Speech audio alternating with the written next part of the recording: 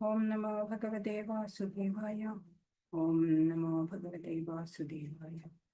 ഓം അജ്ഞാനതിമിരാന്ധസ്യ ജ്ഞാനാഞ്ജനശലാഖയാ ചക്ഷുരുന്മീലിതം യേന തസ്മൈ ശ്രീ ഗുരവേ നമഃ. ശ്രീചൈതന്യമനോഭീഷ്ടം സ്ഥാപിതം യേന ഭൂതലെ സ്വയം രൂപകഥാ മഹ്യം ദദാതി സ്വപദാന്തികം. വന്ദേഹം ശ്രീഗുരോ ശ്രീയുതപദകമലം ശ്രീഗുരൂन् വൈഷ്ണവാംശ്ച ശ്രീരൂപം സാഗ്രജാതം സഹഗണരഘുനാഥാന്വിതം तं സജീവം സാദ്വൈതം സാവധൂതം പരിജനസഹിതം കൃഷ്ണചൈതന്യദേവം ശ്രീരാധാകൃഷ്ണപാദാൻ സഹഗണലളിതാ ശ്രീവിശാഖാന്വിതാംശ്ച. ഹേ കൃഷ്ണ കരുണാ സിന്ധോ ദീനബന്ധോ ജഗത്പദേ ഗോപേശ ഗോപികാകാന്ത രാധാകാന്ത നമോസ്തുതേ.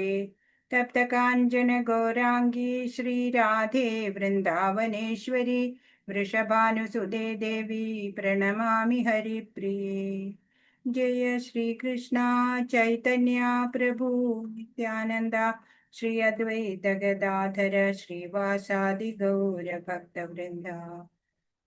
ഹരേ കൃഷ്ണ കൃഷ്ണ കൃഷ്ണ ഹരേ ഹരേ, ഹരേ രാമ രാമ രാമ ഹരേ ഹരേ. ഹരേ കൃഷ്ണ കൃഷ്ണ കൃഷ്ണ ഹരേ ഹരേ, ഹരേ രാമ രാമ രാമ ഹരേ ഹരേ.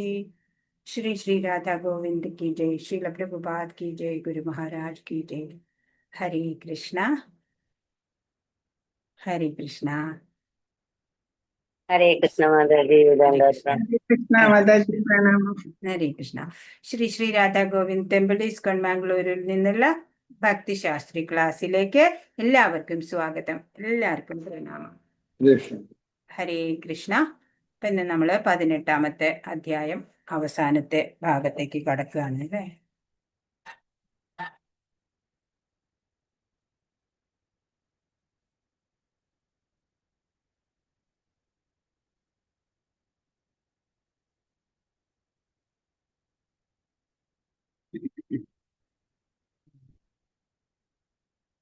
പതിനേഴാം അധ്യായത്തില് ഭഗവത്ഗീത അവസാനിക്കുകയാണ്. ശരിക്കും ഭഗവാൻ സംഗ്രഹമായിട്ടാണ് ഈ 18ാം അധ്യായത്തില് ചിലതൊക്കെ പറയുന്നത് അല്ലെ. 1 മുതൽ 12 വരെയുള്ള യോഗങ്ങളില് ശ്ലോകങ്ങളില് കർമ്മയോഗം, കർമ്മത്തിൽ നിന്ന് മുക്തി, 1ാം ശ്ലോകത്തില് സന്യാസം, ത്യാഗം എന്നിവയെ പറ്റി അർജുനൻ ചോദിക്കുകയാണ്. പിന്നെ 7 മുതൽ 9 വരെയുള്ള ശ്ലോകങ്ങളില് ത്യാഗത്തിന്റെ 3 ഗുണവിഭാഗങ്ങള് ഭഗവാൻ പറഞ്ഞു തരുന്നുണ്ട്.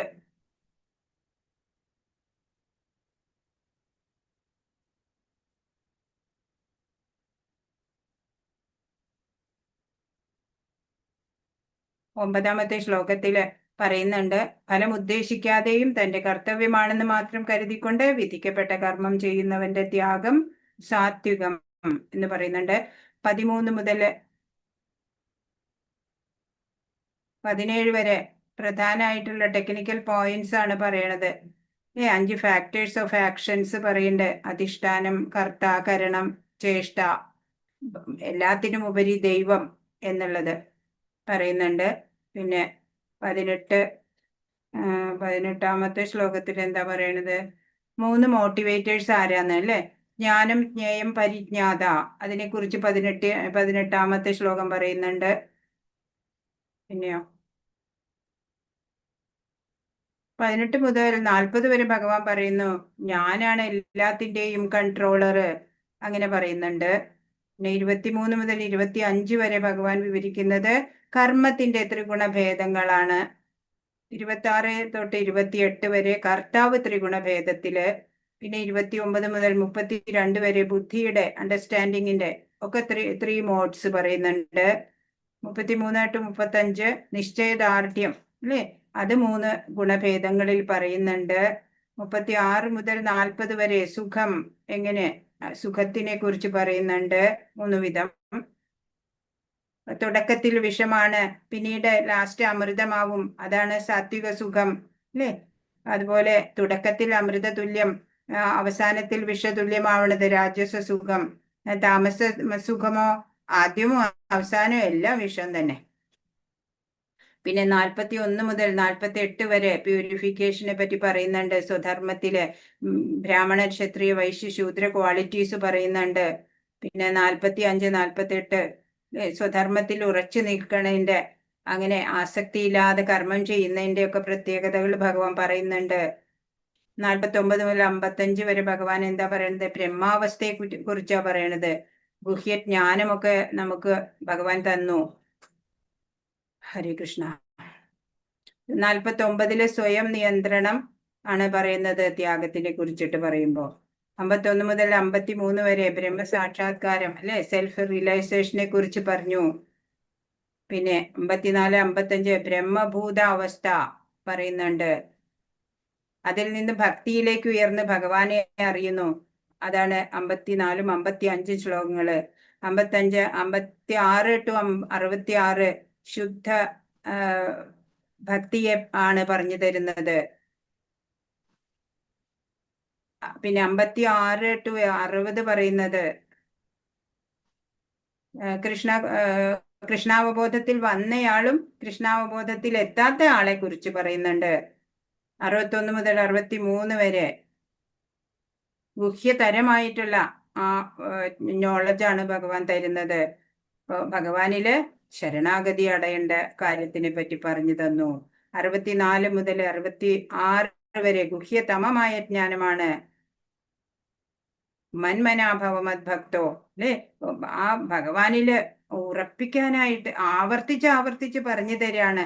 ഭഗവാനിൽ എങ്ങനെ നമ്മൾ ശ്രദ്ധ കേന്ദ്രീകരിക്കണം, എങ്ങനെ ഭഗവാനെ ആരാധിക്കണം എന്നെല്ലാം സിമ്പിൾ വേ നമുക്ക് പറഞ്ഞു തരാണ്. 66 എന്ന് പറയുന്ന ശ്ലോകമാണ് നമ്മൾ ഇന്ന് നോക്കാനുള്ളത്. എസെൻസ് ഓഫ് ഭഗവത്ഗീത ആണത്. 66 ഗുഹ്യതമമായിട്ടുള്ള അറിവ്, അല്ലെ. 64 തൊട്ട് 66 വരെക്കും ഭഗവാനിൽ ശരണാഗതി ചെയ്യാം, അല്ലെ. 66 പറയണത് സർവധർമാൻ പരിത്യജ്യ മാമേകം ശരണം വ്രജ അഹം ത്വാം സർവപാപേഭ്യോ മോക്ഷയിഷ്യാമി മാ ശുച. ഡോണ്ട് വറി എന്നാ പറയണത്. നീ ഭയപ്പെടണ്ട എന്നാ പറയണത്. സർവധർമ്മങ്ങളെയും ത്യജിച്ച് എന്നിൽ ശരണം തേടുക, ഞാൻ നിന്നെ സകല പാപ പ്രതികരണങ്ങളിൽ നിന്നും മോചിപ്പിക്കാം, ഭയപ്പെടേണ്ട എന്ന് ഭഗവാന്റെ ഉറപ്പാണ്, അല്ലെ, വാക്കാണത്. ഇന്നെന്തിന് നമ്മൾ ഭയപ്പെടണം? ഹരേ കൃഷ്ണ. എന്റെ ശരണത്തിലെത്തിയാല് പരമഗതി ഉണ്ടാവും എന്ന് പറയുന്ന പ്രധാനപ്പെട്ട ശ്ലോകമാണ് 66 ഈ ശ്ലോകം. ഫൈനലായിട്ടുള്ള ഇൻസ്ട്രക്ഷൻ ആണ് ഭഗവാൻ നൽകിയത് 65 ശ്ലോകത്തില്. എന്താണ്? മന്മന ഭവമദ്ഭക്തോ മദ്യാജീമാം നമസ്കുരു, അല്ലെ. ഇനി ഇപ്പൊ 66 പറയണതാണ് എസെൻസ് ആയിട്ടുള്ളത്. ആ ഭഗവത്ഗീതയുടെ എസെൻസ് എന്ന് പറയുന്ന ആ ശ്ലോകമാണ് ഇപ്പൊ നമ്മൾ നോക്കുന്നത്. ഭഗവത്ഗീത ഇവിടെ അവസാനിക്കുകയാണ്, അല്ലെ. ഭഗവാനാൽ പറയപ്പെട്ട ഈ അറിവ് എല്ലാം അർജുനന് ഇപ്പൊ ലഭിച്ചു കഴിഞ്ഞു. എല്ലാ സംശയങ്ങളൊക്കെ നീങ്ങുന്നുണ്ട്. ഭഗവാൻ സംരക്ഷിക്കും നമ്മളെ ഏതവസ്ഥയിലും എന്നുള്ള ഉറപ്പ് നമുക്ക് ഉണ്ടാവണം. നമ്മളെ സംരക്ഷിക്കാനുള്ള ഏറ്റവും ഉത്തമമായ വഴി ഏതാണ് എന്ന് ഭഗവാൻ അറിയാം, അല്ലെ. ഭഗവാനിൽ നമ്മൾ വിശ്വാസം ഉണ്ടായാൽ മാത്രം മതി. സുപ്രീം മെയിൻറ്റെയിനർ ആണ് ഭഗവാൻ, ആ പ്രഭു ശ്രീകൃഷ്ണൻ. ഇപ്പൊ എനിക്ക് എന്താണോ ഞാൻ എന്താണോ അർഹിക്കുന്നത് അത് ഭഗവാൻ എനിക്ക് നൽകും എന്നുള്ള ആ ഒരു ഉറപ്പ് മാത്രം മതി നമുക്ക്, അല്ലേ. അപ്പൊ ഭഗവാൻ പ്രസന്നനാവാൻ എന്താണോ നമ്മൾ ചെയ്യേണ്ടത് അത് ചെയ്യാം. അല്ലാത്തത് എന്തുണ്ടോ അതൊക്കെ ഉപേക്ഷിക്കാം. അത്രേ നമ്മൾ ചെയ്യേണ്ടതുള്ളൂ. ഭഗവാനെ കുറിച്ചുള്ള ജ്ഞാനം, പരമാത്മജ്ഞാനം, വർണ്ണാശ്രമ വിഭാഗത്തെക്കുറിച്ചുള്ള ജ്ഞാനം, സന്യാസത്തെ പറ്റിയിട്ടുള്ള ജ്ഞാനം, അനാസക്തിയെക്കുറിച്ച്, ഇന്ദ്രിയ നിയന്ത്രണം, മനോനിയന്ത്രണം, ധ്യാനം തുടങ്ങി ധർമ്മജ്ഞാനത്തിന്റെയും ധർമ്മചര്യയുടെയും വിവിധ ഇനങ്ങൾ എല്ലാം ഭഗവാൻ വിവരിച്ചു തന്നു. അനേകം രീതികളിലെ പലതരം ധർമ്മങ്ങളെ പറ്റി ഭഗവാൻ വിവരിച്ചു. ഗീതോപദേശത്തെ സംഗ്രഹിച്ചുകൊണ്ട് ഇപ്പൊ ഭഗവാൻ പറയണു, താൻ ഉദ്ദേശിച്ചിട്ടുള്ള പ്രക്രിയകളെല്ലാം ഉപേക്ഷിച്ച് അർജുനൻ തനിക്ക് ആത്മാർപ്പണം ചെയ്താൽ മാത്രം മതി എന്നാണ്. ഏതുവിധം പാപപ്രതികരണങ്ങളിൽ നിന്നും അത് മോചിപ്പിച്ച് രക്ഷിക്കും എന്ന് ഭഗവാൻ നേരിട്ട് ഉറപ്പ് പറയാണ്.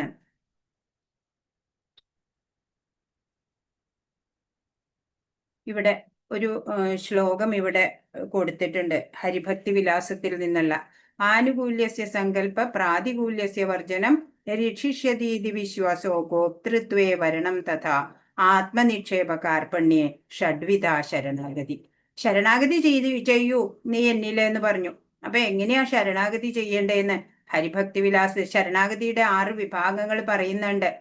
ഈ ആത്മവിക്ഷേപ ആത്മനിക്ഷേപ എന്നൊക്കെ കേൾക്കുമ്പോ പേടിക്കണ്ട. നമ്മുടെ കർമ്മവും ആഗ്രഹവും ഭഗവാനിൽ നിന്ന് അന്യമല്ല, അല്ലെ? ഇപ്പൊ എല്ലാത്തിനും ഭഗവാനെ നമ്മൾ സെൻട്രൽ പോയിന്റിൽ വെച്ചാൽ മാത്രം മതി. ഇപ്പോ ഒരു പുത്രനും പിതാവും ആണെന്ന് വിചാരിക്കുക. ഒരു കുട്ടിക്ക് ഒരു പൂർണ്ണ വിശ്വാസമാണ്, അല്ലെ? ആ പിതാവിന് ഏത് സാഹചര്യത്തിലും എന്നെ രക്ഷിക്കും എന്നുള്ള. അതുപോലെ വേണം നമുക്ക് ഭഗവാനില്. നമ്മെ ഏത് സാഹചര്യത്തിലും ഭഗവാൻ കൈവെടിയില്ല എന്നുള്ള വിശ്വാസത്തില് ഭഗവാനിൽ ശരണാഗതി ചെയ്യാം. ഭക്തിഭരിതമായ ഭഗവത് സേവനത്തിൽ എത്തിക്കുന്ന ഏതാനും ധാർമ്മിക നിയമങ്ങളെ അംഗീകരിക്കുക, അതാണ് ഭക്തി പ്രക്രിയ എന്നുള്ളത്. നമ്മുടെ നില അനുസരിച്ച പ്രവൃത്തി ഏതൊരാൾക്കും ഉണ്ടാവും. ഓരോ കർമ്മമണ്ഡലങ്ങളിൽ പ്രവൃത്തി അത് നടത്തുന്നതോടൊപ്പം തന്നെ അയാൾ കൃഷ്ണാവബോധത്തിലേക്ക് ഉയരണം. അല്ലാന്നുണ്ടെങ്കിൽ ആ എല്ലാ പ്രവൃത്തിയും നിഷ്ഫലാവും. കൃഷ്ണാവബോധത്തിന്റെ ഉച്ചകോടിയിലേക്ക് നയിക്കാത്തത് എന്തും ത്യാജ്യമാണ്. അത് ആനുകൂല്യസ്യ സങ്കല്പ. നമ്മളെ ഓരോ പ്രവൃത്തിയും നമ്മൾ ചെയ്യുമ്പോൾ ഓർക്കുക, ഇത് നമ്മളെ ഭഗവാനിലേക്ക് അടുപ്പിക്കുമോ? അതാണെങ്കിൽ സ്വീകരിക്കാം. അതല്ല നമ്മളെ അത് ഇത് കൃഷ്ണാവബോധത്തിന്റെ ഉച്ചകോടിയിലേക്ക് നയിക്കാത്തതാണോ? അത് ത്യജിക്കാം. ഏതൊരു ചുറ്റുപാടിലും കൃഷ്ണൻ തന്നെ എല്ലാ ക്ലേശങ്ങളിൽ നിന്നും രക്ഷിക്കും എന്ന് ഭക്തൻ വിശ്വസിക്കണം. ശരീരത്തിൽ ജീവനെ പുലർത്തേണ്ടത് എങ്ങനെയെന്ന ആകുല ചിന്തയ്ക്ക് ആവശ്യമില്ല, അല്ലെ? ഒരു കുട്ടി അച്ഛനിൽ പൂർണ്ണമായിട്ട് വിശ്വസിക്കുന്ന പോലെ കൃഷ്ണൻ അക്കാര്യം നിറവേറ്റും. താൻ അശരണനാണെന്നും തന്റെ ജീവിതോത്കർഷത്തിന്റെ നിദാനം കൃഷ്ണൻ മാത്രമാണെന്നും എപ്പോഴും ഓർമ്മിക്കണം. തികഞ്ഞ കൃഷ്ണാവബോധത്തോടെ ഭഗവത് സേവനത്തിൽ മുഴുകുന്ന ഒരാളിൽ നിന്ന് ഭൗതിക കർമ്മങ്ങളെല്ലാം ഒഴിഞ്ഞു പോയിക്കൊള്ളും, അല്ലെ? അങ്ങനെ എല്ലാം ആത്മീയവൽക്കരിക്കപ്പെടുകയാണ്. നമ്മൾ ഈ ഭൗതികത എന്നുള്ള ഈ മെറ്റീരിയൽ പ്ലാറ്റ്ഫോമിൽ നമ്മൾ തന്നെ ഉയരും. സ്പിരിച്വൽ പ്ലാറ്റ്ഫോമിലേക്ക് നമ്മൾ ഉയരും. ജ്ഞാനാർജനം, യോഗശാസ്ത്രാനുസൃതമായ ധ്യാനം എന്നിങ്ങനെ മതപരങ്ങളായ ശുദ്ധീകരണ പ്രക്രിയകൾ പലവിധമുണ്ട്. കൃഷ്ണന് പൂർണ്ണമായി ആത്മാർപ്പണം ചെയ്യുന്ന ഒരാൾക്ക് അത്തരം അനുഷ്ഠാനങ്ങളും പിന്നെ ആവശ്യമില്ല. എന്തേ വേണ്ടു? ഭഗവത് സേവനം, ഭക്തിഭരിതമായ ഭഗവത് സേവനം മാത്രം മതിയാവും, അല്ലെ? ഭഗവാനിൽ ശരണാഗതി ചെയ്യാനുള്ള മനസ്സുണ്ടാവുക.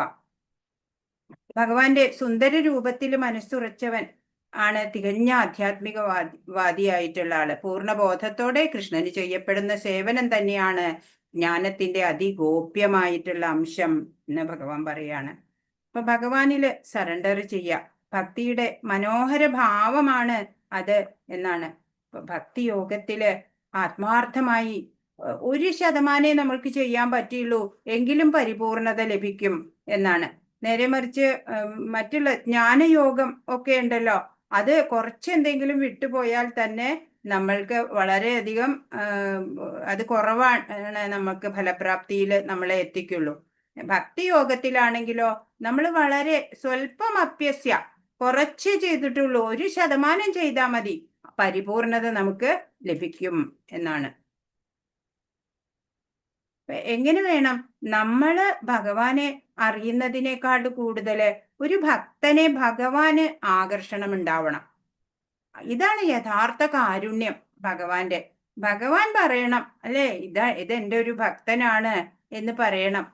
അത് അത്രയ്ക്ക് കാരുണ്യം നമുക്ക് ലഭിക്കാൻ നമ്മളുടെ അർഹത ഉണ്ടാവണം അതിന്. എന്നാൽ ജ്ഞാനയോഗിയുടെ കാര്യത്തില് കുറച്ച് ചെയ്യാതെ പോയി എന്ന് വെച്ചാൽ തന്നെ സഫലത ഉണ്ടാവില്ല. നേരെ മറിച്ച് ഭക്തി യോഗിക്കോ വളരെ കുറച്ച് ചെയ്താൽ തന്നെ പൂർണ്ണ ഫലമാണ് ഉണ്ടാവുകയും ചെയ്യുക.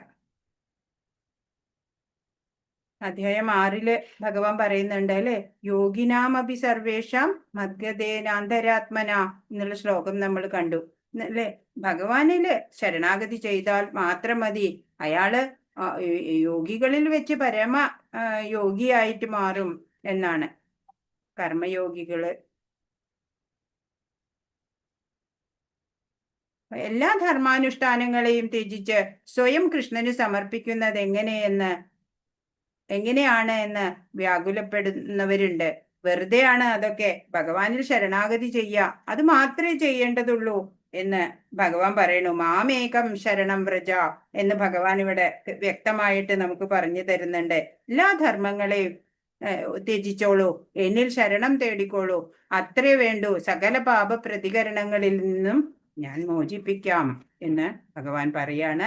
66 ശ്ലോകം. 65ഉം 66ഉം ശ്ലോകങ്ങള് ജംസാണ്, രത്നമാണ് ഈ 18ാം അധ്യായത്തിലത്തെ. ഇനി പറയാണ്, ഈ ജ്ഞാനം നേടുന്നവര് ആരാണ്? എല്ലാവർക്കും ഇത് ഉപദേശിക്കേണ്ടതില്ല എന്നാണ് പറയുന്നത്. അപ്പൊ ഇവിടെ നമ്മള് ഈ ഹരിഭക്തി വിലാസത്തിലത്തെ കണ്ടു. താൻ അശരണനാണെന്നും തന്റെ ജീവിതോത്കർഷത്തിന്റെ നിദാനം കൃഷ്ണൻ മാത്രമാണെന്നും എപ്പോഴും ഓർമ്മിക്കണം. മാ ശുച എന്ന പദപ്രയോഗം ഇവിടെ ശ്രദ്ധേയം. ഭയപ്പെടേണ്ട, ശങ്കിക്കേണ്ട, വിഷാദിക്കേണ്ട എന്നെല്ലാം ധ്വനിപ്പിക്കുന്ന വാക്കുകൾ. എല്ലാ ധർമാനുഷ്ഠാനങ്ങളെയും ത്യജിച്ച് സ്വയം കൃഷ്ണന് സമർപ്പിക്കുന്നത് എങ്ങനെയാണ് എന്ന വ്യാകുലപ്പെടുന്നവരുണ്ടാവാം. വെറുതെയാണ് ആ മനസ്താപം. ഇതം തേനാ തപസ്കായ നാ ഭക്തായ കഥാചന ന ച ശുശ്രൂഷവേ വാച്യം ന ച മാം യോഭ്യസൂയതി. തപസ്സോ ഭക്തിയോ ഇല്ലാത്തവർക്കും ഭക്തി സേവന കർമ്മത്തിൽ ഏർപ്പെടാത്തവർക്കും എന്നോട് അസൂയയുള്ളവർക്കും രഹസ്യമായ ഈ ജ്ഞാനം ഉപദേശിക്കരുത്. അപ്പൊ രഹസ്യതമമായ ജ്ഞാനം അർജുനന് നൽകി ഭഗവാൻ. എന്നിട്ട് ഇനിയിപ്പോ എന്താ ചെയ്യണ്ടേ? തപസ്സോ ഭക്തിയോ ഇല്ലാത്തവർക്ക്, ഭക്തി സേവന കർമ്മത്തിൽ ഏർപ്പെടാത്തവർക്ക്, അതുപോലെ ഭഗവാനോട് അസൂയയുള്ളവർക്ക് ഒന്നും ഈ ജ്ഞാനം ഉപദേശിക്കരുത്. കൃഷ്ണനോട് അസൂയയുള്ള ചില ആസുര സ്വഭാവികളും മറ്റു വിധത്തിൽ അദ്ദേഹത്തെ ആരാധിക്കുകയും തങ്ങളുടെ ഉദ്ദേശങ്ങൾക്ക് അനുയോജ്യമായ വ്യാഖ്യാനം ഭഗവത്ഗീതയ്ക്ക് നൽകുകയും ചെയ്യുന്നതായി കണ്ടുവരുന്നു. കൃഷ്ണനെ ശരിക്കും മനസ്സിലാക്കണമെന്ന് ഉദ്ദേശിക്കുന്നവർ അത്തരം ഗീതാഭാഷ്യങ്ങളെ ആശ്രയിക്കരുത്. ആധികാരികതയുള്ള ഒരു ഉത്തമ ഭക്തനിൽ നിന്ന് കൃഷ്ണന്റെ യാഥാർത്ഥ്യം അറിയുന്നതിന് മുമ്പ് ആരും ഭഗവത്ഗീതയെ വ്യാഖ്യാനിക്കാൻ ശ്രമിക്കരുത്. ഇപ്പൊ നമ്മളിപ്പോ ഇക്കാര്യത്തിൽ നമ്മൾ ഭാഗ്യവാന്മാരാണ് അല്ലെ. നമ്മളിപ്പോ ബ്രഹ്മമധ്വ ഗൗഡീയ സമ്പ്രദായത്തിൽ നിലനിൽക്കുന്ന ഇസ്കോൺ എന്നുള്ള മിഷനിൽ നമ്മൾ വന്നിട്ടുണ്ട്. അതുകൊണ്ട് തന്നെ ഭഗവാൻ എന്താണോ പറയാൻ ഉദ്ദേശിക്കുന്നത് അത് ആസ് ഇറ്റ് ഈസ് അല്ലെ, ഡെലിഷൻസോ കറക്ഷൻസോ അഡീഷൻസോ ഒന്നും ഇല്ലാതെ ഭഗവാൻ നൽകിയ ജ്ഞാനം അതേപടി നമ്മൾക്ക് ഇപ്പൊ ലഭിക്കുന്നുണ്ട് ശ്രീല പ്രഭുപാദിന്റെ ഭാവാർത്ഥത്തിലൂടെ. ജീവിതത്തില് പല പ്രതിസന്ധികളൊക്കെ അനുഭവിച്ചു വരുന്നവർക്കാണ് ഗീത ഗ്രഹിക്കാൻ എളുപ്പമാവുള്ളൂ. പൂർവ്വജന്മവാസനയുള്ളവർക്ക് ശരിയായിട്ട് ഗ്രഹിക്കുള്ളൂ എന്നാണ്. ഇപ്പൊ സാധാരണക്കാർക്കൊക്കെ ഏകാഗ്രത ഉണ്ടാവില്ല അല്ലെ. പൂർവ്വജന്മ സുഹൃതം കൊണ്ടാണ് ഭഗവത്ഗീത വായിച്ചാൽ പോലും അത് ഗ്രഹിക്കാൻ കഴിയുള്ളൂ. ആർക്ക് ഉപദേശിക്കാം എന്നുള്ളതാണ്. ഉപദേശിക്കുന്നത് കൊണ്ട് എന്താ നേട്ടം? അതാണ് 68ാമത്തെ ശ്ലോകം പറയുന്നത്. യൈതം പരമം ഗുഹ്യം മദ്ഭക്തേഷു അഭിധാസ്യതി ഭക്തിം മയി പരാം കൃത്വാ മാമേ വൈഷ്യത്യ സംശയ. രഹസ്യമായ ഈ ജ്ഞാനത്തെ എന്റെ ഭക്തന്മാർക്ക് ഉപദേശിക്കുന്നവന് ശുദ്ധഭക്തിയുത സേവനം സുനിശ്ചിതമാണ്. അവസാനം അയാൾ എന്നിലേക്ക് തിരിച്ചെത്തുകയും ചെയ്യുന്നു. ഭഗവാൻ പറയണത് ഭക്തനായ ഒരാൾ തന്നെ പറഞ്ഞു കൊടുക്കണം. അങ്ങനെ വരുമ്പോൾ ഭഗവാനിലേക്ക് എത്താൻ പറ്റും എന്നാണ്. ഭഗവാനിലെ ഭക്തി ഉറച്ചവർക്ക് മാത്രമാണ് ഗീതാ സന്ദേശങ്ങളൊക്കെ ഉപകാരപ്പെടുള്ളൂ. പരമമായ രഹസ്യമൊക്കെ ഉൾക്കൊള്ളാനും അവർക്ക് സാധിക്കുള്ളൂ. ഭഗവത്ഗീതയെ യഥാർത്ഥ നിലയിൽ നിർവ്യാജം അവതരിപ്പിക്കാൻ ശ്രമിക്കുന്നവർ ഭക്തി പ്രവർത്തനങ്ങളിൽ മുന്നേറി ശുദ്ധ ഭക്തൻ എന്ന നിലയിലെത്തുന്നു. പവിത്രമായ ഭക്തിയുടെ ഫലമായി അവർ സ്വഭവനമായ ഭഗവത് ധാമത്തിൽ എത്തിച്ചേരും എന്നത് തീർച്ചയാണ്. ആത്മവിദ്യ അല്ലെ, ഉപനിഷത്തിലൊക്കെ പറഞ്ഞു അതിലൂടെ ഭഗവാനെ അറിയാം. ഭഗവത്ഗീത ആര് പഠിക്കണം? അത് ഭഗവാൻ തെരഞ്ഞെടുത്തിട്ടുണ്ട്, അവർക്കേ പഠിക്കാൻ സാധിക്കുള്ളൂ അല്ലേ? അപ്പോ ഇതിന്റെ ഉപയോഗം അനുഭവത്തിൽ വരാനും ഭഗവാന്റെ കൃപയുള്ളവർക്കേ സാധ്യമാവുള്ളൂ. അപ്പൊ ഭഗവാനില് പരമപ്രേമ ഭക്തി ഉണ്ടാവുക. ഇപ്പൊ ആഗ്രഹം ഉണ്ട് പഠിക്കാനൊക്കെ, ഭഗവാനെ അറിയാൻ ആഗ്രഹമുള്ളവര് എങ്ങനെയായാലും അന്വേഷിച്ച് കണ്ടെത്തി പഠിക്കാൻ വരുമല്ലേ. അല്ലാത്തവരെ എത്ര നിർബന്ധിച്ചാലും അവർക്ക് പഠിക്കാൻ സാധിക്കില്ല. ഭക്തി ഇല്ലാത്തവർക്ക് ഭഗവത്ഗീതയെ പറ്റിയോ കൃഷ്ണനെ കുറിച്ചോ ഒന്നും മനസ്സിലാവില്ല.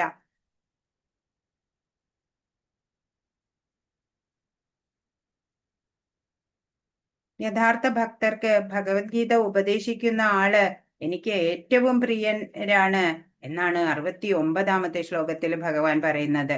നച തസ്മാൻ മനുഷ്യേഷു കശ്ചിൻ മേ പ്രിയകൃത്തമ ഭവിതാന ച മേ തസ്മാദന്യപ്രിയതരോ ഭുവി.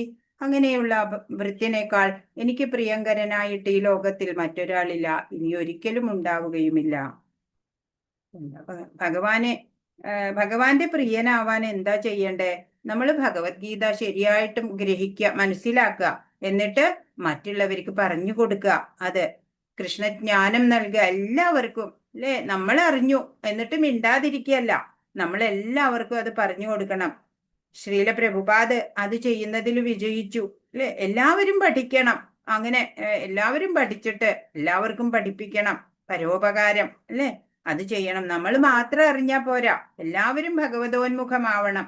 എല്ലാവരെയും ഭഗവതോന്മുഖമാക്കാൻ തന്നാലാവുന്നത് ഓരോരുത്തർക്കും ചെയ്യാൻ സാധിക്കണം.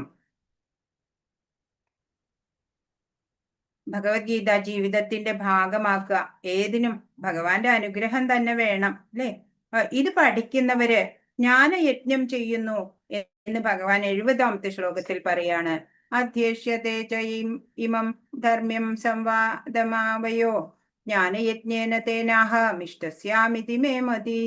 നമ്മൾ തമ്മിൽ നടത്തുന്ന പാവനമായ ഈ സംഭാഷണം പഠിച്ചറിയുന്നവർ ബുദ്ധി കൊണ്ട് എന്നെ ആരാധിക്കുകയാണ് ചെയ്യുന്നതെന്ന് ഞാൻ പ്രഖ്യാപിക്കുന്നു. ഭഗവാന്റെ ഡിക്ലറേഷൻ അവിടെ. ഇപ്പൊ നമ്മളൊക്കെ ഭഗവാനെ വർഷിപ്പ് ചെയ്യുന്നുണ്ട് അല്ലെ. പൂ കൊണ്ട് ധൂപ് ദീപ് അതുകൊണ്ടൊക്കെ നമ്മൾ പൂജകൾ ചെയ്യുന്നുണ്ട് അല്ലെ, പഞ്ചരാത്ര വിധി പ്രകാരം. അപ്പൊ അതൊക്കെ വേണ്ടെന്നല്ല, പക്ഷെ ഭഗവത്ഗീത പഠിച്ചറിയാം. അങ്ങനെ ചെയ്യുന്നവര് ഭഗവാനെ പൂജിക്കല് തന്നെയാണ് ചെയ്യുന്നത് അല്ലെ. എന്തൊക്കെ ചെയ്യണം? മദ്യാജി അല്ലേ. ഭഗവാൻ പറഞ്ഞിട്ടുണ്ട്, മന്മന ഭവമദ്ഭക്തോ മദ്യാജി മാം നമസ്കുരു. 4 കാര്യങ്ങളെ നമ്മൾ ചെയ്യേണ്ടതുള്ളൂ അല്ലെ ഭഗവാനെ പ്രാപിക്കാൻ. ഭഗവാൻ തന്നെ പറഞ്ഞിട്ടുണ്ട്. അപ്പൊ അതില് മദ്യാജി, ഭഗവാനെ പൂജിക്കാൻ എന്തൊക്കെ വേണം? പഠിക്കുക അല്ലെ. ഭഗവത്ഗീത പഠിക്കുക, എന്നിട്ട് അത് പഠിപ്പിക്കുക. അപ്പോ സ്വധാമത്തിലേക്കുള്ള ടിക്കറ്റ് റെഡി ആവും. ഇപ്പം പഠിച്ച് മനനം ചെയ്ത് ജീവിതത്തിൽ പകർത്തുക, ഭക്തർക്ക് മുമ്പിൽ അവതരിപ്പിക്കുന്നതും അല്ലെ ഭഗവത് ആരാധന തന്നെയാണ് എന്ന് ഭഗവാൻ പറയാണ്. ഇനി അതുകൊണ്ടുള്ള ഫലം എന്താണ്? അതാണ് 71ാമത്തെ ശ്ലോകം പറയുന്നത്. ശ്രദ്ധാവാനനസൂയശ്ച ശൃണുയാദപിയോ നര സോഭിമുക്ത ശുഭാം ലോകാൻ പ്രാപ്നുയാത് പുണ്യകർമ്മണാം. അസൂയ തീണ്ടാതെയും വിശ്വാസത്തോടു കൂടിയും ഇത് ശ്രദ്ധിക്കുന്നവൻ പാപ പ്രതികരണങ്ങളിൽ നിന്ന് മുക്തനായി പുണ്യാത്മാക്കൾ വാഴുന്ന ശുഭങ്ങളായ ലോകങ്ങളിലെത്തും. എന്താണ് അവർക്ക് ഉണ്ടാവണത് ഫലം? അസൂയ കൂടാതെ വേണം. അതുപോലെ ഭഗവാനില് ശ്രദ്ധ അല്ലെ, വിശ്വാസം, ദൃഢവിശ്വാസത്തോട് കൂടിയിട്ട് ഇത് ശ്രദ്ധിക്കുന്നവര് പാപപ്രതികരണങ്ങളിൽ നിന്നൊക്കെ മുക്തരാവും. പിന്നെയോ പുണ്യാത്മാക്കൾ വാഴുന്ന ശുഭങ്ങളായ ലോകങ്ങളിലെത്തും എന്നാണ്. ഇപ്പൊ കുറെ ചെയ്തു കഴിഞ്ഞാൽ നമ്മള് ഉപരി ലോകങ്ങളുണ്ട് അല്ലെ, അവിടെയാണത്രേ ശരിയായിട്ടുള്ള ഈ ഭൗതിക സുഖങ്ങളൊക്കെ കിട്ടണത്. ഇവിടെ എല്ലാം ദുഃഖാണ് അല്ലെ. കർമ്മഭൂമിയായിട്ടുള്ള ഈ ഭൂമിയില് ഇവിടെ ദുഃഖാലയാണ്. എന്ത് ചെയ്ത് എത്ര നമ്മൾ ഭൗതിക കാര്യങ്ങൾ ചെയ്യണോ അത്രയ്ക്ക് ദുഃഖമാണ് നമുക്ക് ഉണ്ടാവുക. നേരെ മറിച്ച് ഉപരി ഗ്രഹങ്ങളിലെ ലോകങ്ങളിലൊക്കെ വളരെ സുഖകരമായ ജീവിതമായിരിക്കും എന്നാ പറയണേ. ഇപ്പൊ ഭഗവത്ഗീത അത് കേൾക്കുന്നത് കൊണ്ട് തന്നെ പുണ്യമാണ് എന്നിവിടെ പറയാണ്. ഭഗവത്ഗീത ഭക്തന്മാർക്ക് വേണ്ടി മാത്രം ഉള്ളതാണ് എങ്കിലും ഒരു ഭക്തൻ പൊതുവായ ഒരു പഠന ക്ലാസ് ഒക്കെ ആരംഭിച്ചു എന്ന് വരാം. അതിൽ പങ്കെടുക്കുന്ന വിദ്യാർത്ഥികളൊക്കെയും ഭക്തന്മാരായിക്കൊള്ളണം എന്നില്ല. എല്ലാവരും ഭക്തന്മാരല്ലെങ്കിലും കൃഷ്ണനോട് ഈർഷ്യയില്ലാത്തവർ ഒട്ടേറെ ഉണ്ടാവും. അവർക്ക് കൃഷ്ണൻ പരമപുരുഷനാണെന്ന വിശ്വാസവും ഉണ്ടായിരിക്കും. അങ്ങനെയുള്ളവർ വിശ്വാസിനായ ഒരു ഭക്തനിൽ നിന്ന് ഭഗവത് വചനങ്ങൾ കേൾക്കുന്നതോടെ പാപപ്രതികരണങ്ങൾ ഒഴിഞ്ഞ് പുണ്യാത്മാക്കളുടെ വാസസ്ഥാനമായ ഗ്രഹവ്യൂഹത്തെ പ്രാപിക്കുന്നു. അങ്ങനെ ഒരു നല്ല ഭക്തനാകാൻ ശ്രമിക്കാത്തവർക്ക് പോലും ഭഗവത്ഗീത ശ്രവണം കൊണ്ട് മാത്രം പുണ്യകർമ്മങ്ങളിൽ നിന്നും നേടാവുന്ന ഫലം സിദ്ധിക്കും. ഒരു ക്ലാസ്സിലിപ്പോ എല്ലാവരും ഭക്തരായവരായിരിക്കില്ല വരുന്നത്. അപ്പോ അവർക്കും ഇതിന്റെ ശ്രവണം ഗുണം ചെയ്യും എന്നാണ് പറയുന്നത്. ഭഗവത് സേവനത്താൽ പുണ്യം ആർജിച്ചുവെങ്കിലും പൂർണ്ണ വിശുദ്ധി സിദ്ധിക്കാത്തവർ ധ്രുവലോകത്തെ പ്രാപിക്കും. മഹാഭക്തനായ ധ്രുവ മഹാരാജാവിന്റെ വാസസ്ഥലമായ ഈ ഗ്രഹത്തിന് ധ്രുവ നക്ഷത്രം എന്ന് പറയും. ധ്രുവലോകം, അവിടെ വാഴാം, കുറെ സുഖ സൗകര്യങ്ങളൊക്കെ അനുഭവിച്ച് കുറെ നാള് ജീവിക്കാല്ലേ. പുണ്യഫലങ്ങൾ കഴിയുമ്പോ സ്വർഗത്തിലെ പോലെ തന്നെ അവിടെ എല്ലാ ഉപരിഗ്രഹങ്ങളിൽ നിന്നും പുണ്യഫലങ്ങൾ തീരുമ്പോ നമ്മൾക്ക് അവിടുന്ന് വീണ്ടും ജനനം ഉണ്ടാവും. നമ്മൾ എന്ത് ചെയ്യണം? ഒരു ഗീതാ വിദ്യാർത്ഥിയാണ് നമ്മൾ, അല്ലെ? ഭഗവത്ഗീത വിദ്യാർത്ഥി എന്നുള്ള നിലയിൽ നമ്മൾ പഠിക്കുക. എന്നിട്ട് ആ പഠിച്ച അറിവ് മറ്റുള്ളവർക്കും നമ്മൾ നൽകാൻ തയ്യാറാവുക. എല്ലാവരും ഗീതാജ്ഞാനം ആർജിക്കണം, അല്ലെ? ഭഗവാനെ പരമ ദിവ്യോത്തമ പുരുഷനായിട്ട് അംഗീകരിക്കുന്നവർക്കാണ് പൂർണ്ണ ഫലം ലഭിക്കുക. പാപമെല്ലാം ഒഴിഞ്ഞ് ഉപരിലോകങ്ങളിൽ എത്താനൊക്കെ യോഗ്യത നേടുക, അല്ലെ? ഇപ്പൊ കൃഷ്ണാവബോധത്തില് ആഴത്തില് പ്രവർത്തിക്കുന്നവർക്ക് ധ്രുവലോകം വരെയൊക്കെ എത്താം എന്നാണ് പറയുന്നത്. അപ്പോ നമുക്കതല്ല, ഒരു ഭക്തോത്തമനാവണം, അല്ലെ? കൃഷ്ണാവബോധം എന്ന് പറഞ്ഞാല് അത് ഗുണാതീത അവസ്ഥ. അവിടെ എത്തിക്കഴിഞ്ഞ ഒരാള് ഭഗവാന്റെ സ്വധാമത്തിലേക്ക് പോകാനൊക്കെ അർഹത നേടും എന്ന് പറയുന്നുണ്ട്.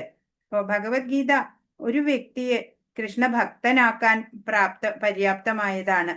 അപ്പോ ഭക്തോത്തമന്മാർക്ക് മാത്രമാണ് സ്വധാമം ലഭിക്കുള്ളൂ. അതുവരയ്ക്കൊക്കെ കുറച്ചൊക്കെ കൃഷ്ണാവബോധത്തിൽ പ്രാക്ടീസ് ചെയ്യുന്നവർക്കും എല്ലാം ഉപരി ഗ്രഹങ്ങളിലേക്കുള്ള പ്രവേശനാണ് സാധാരണ ലഭിക്കാൻ പോണത്.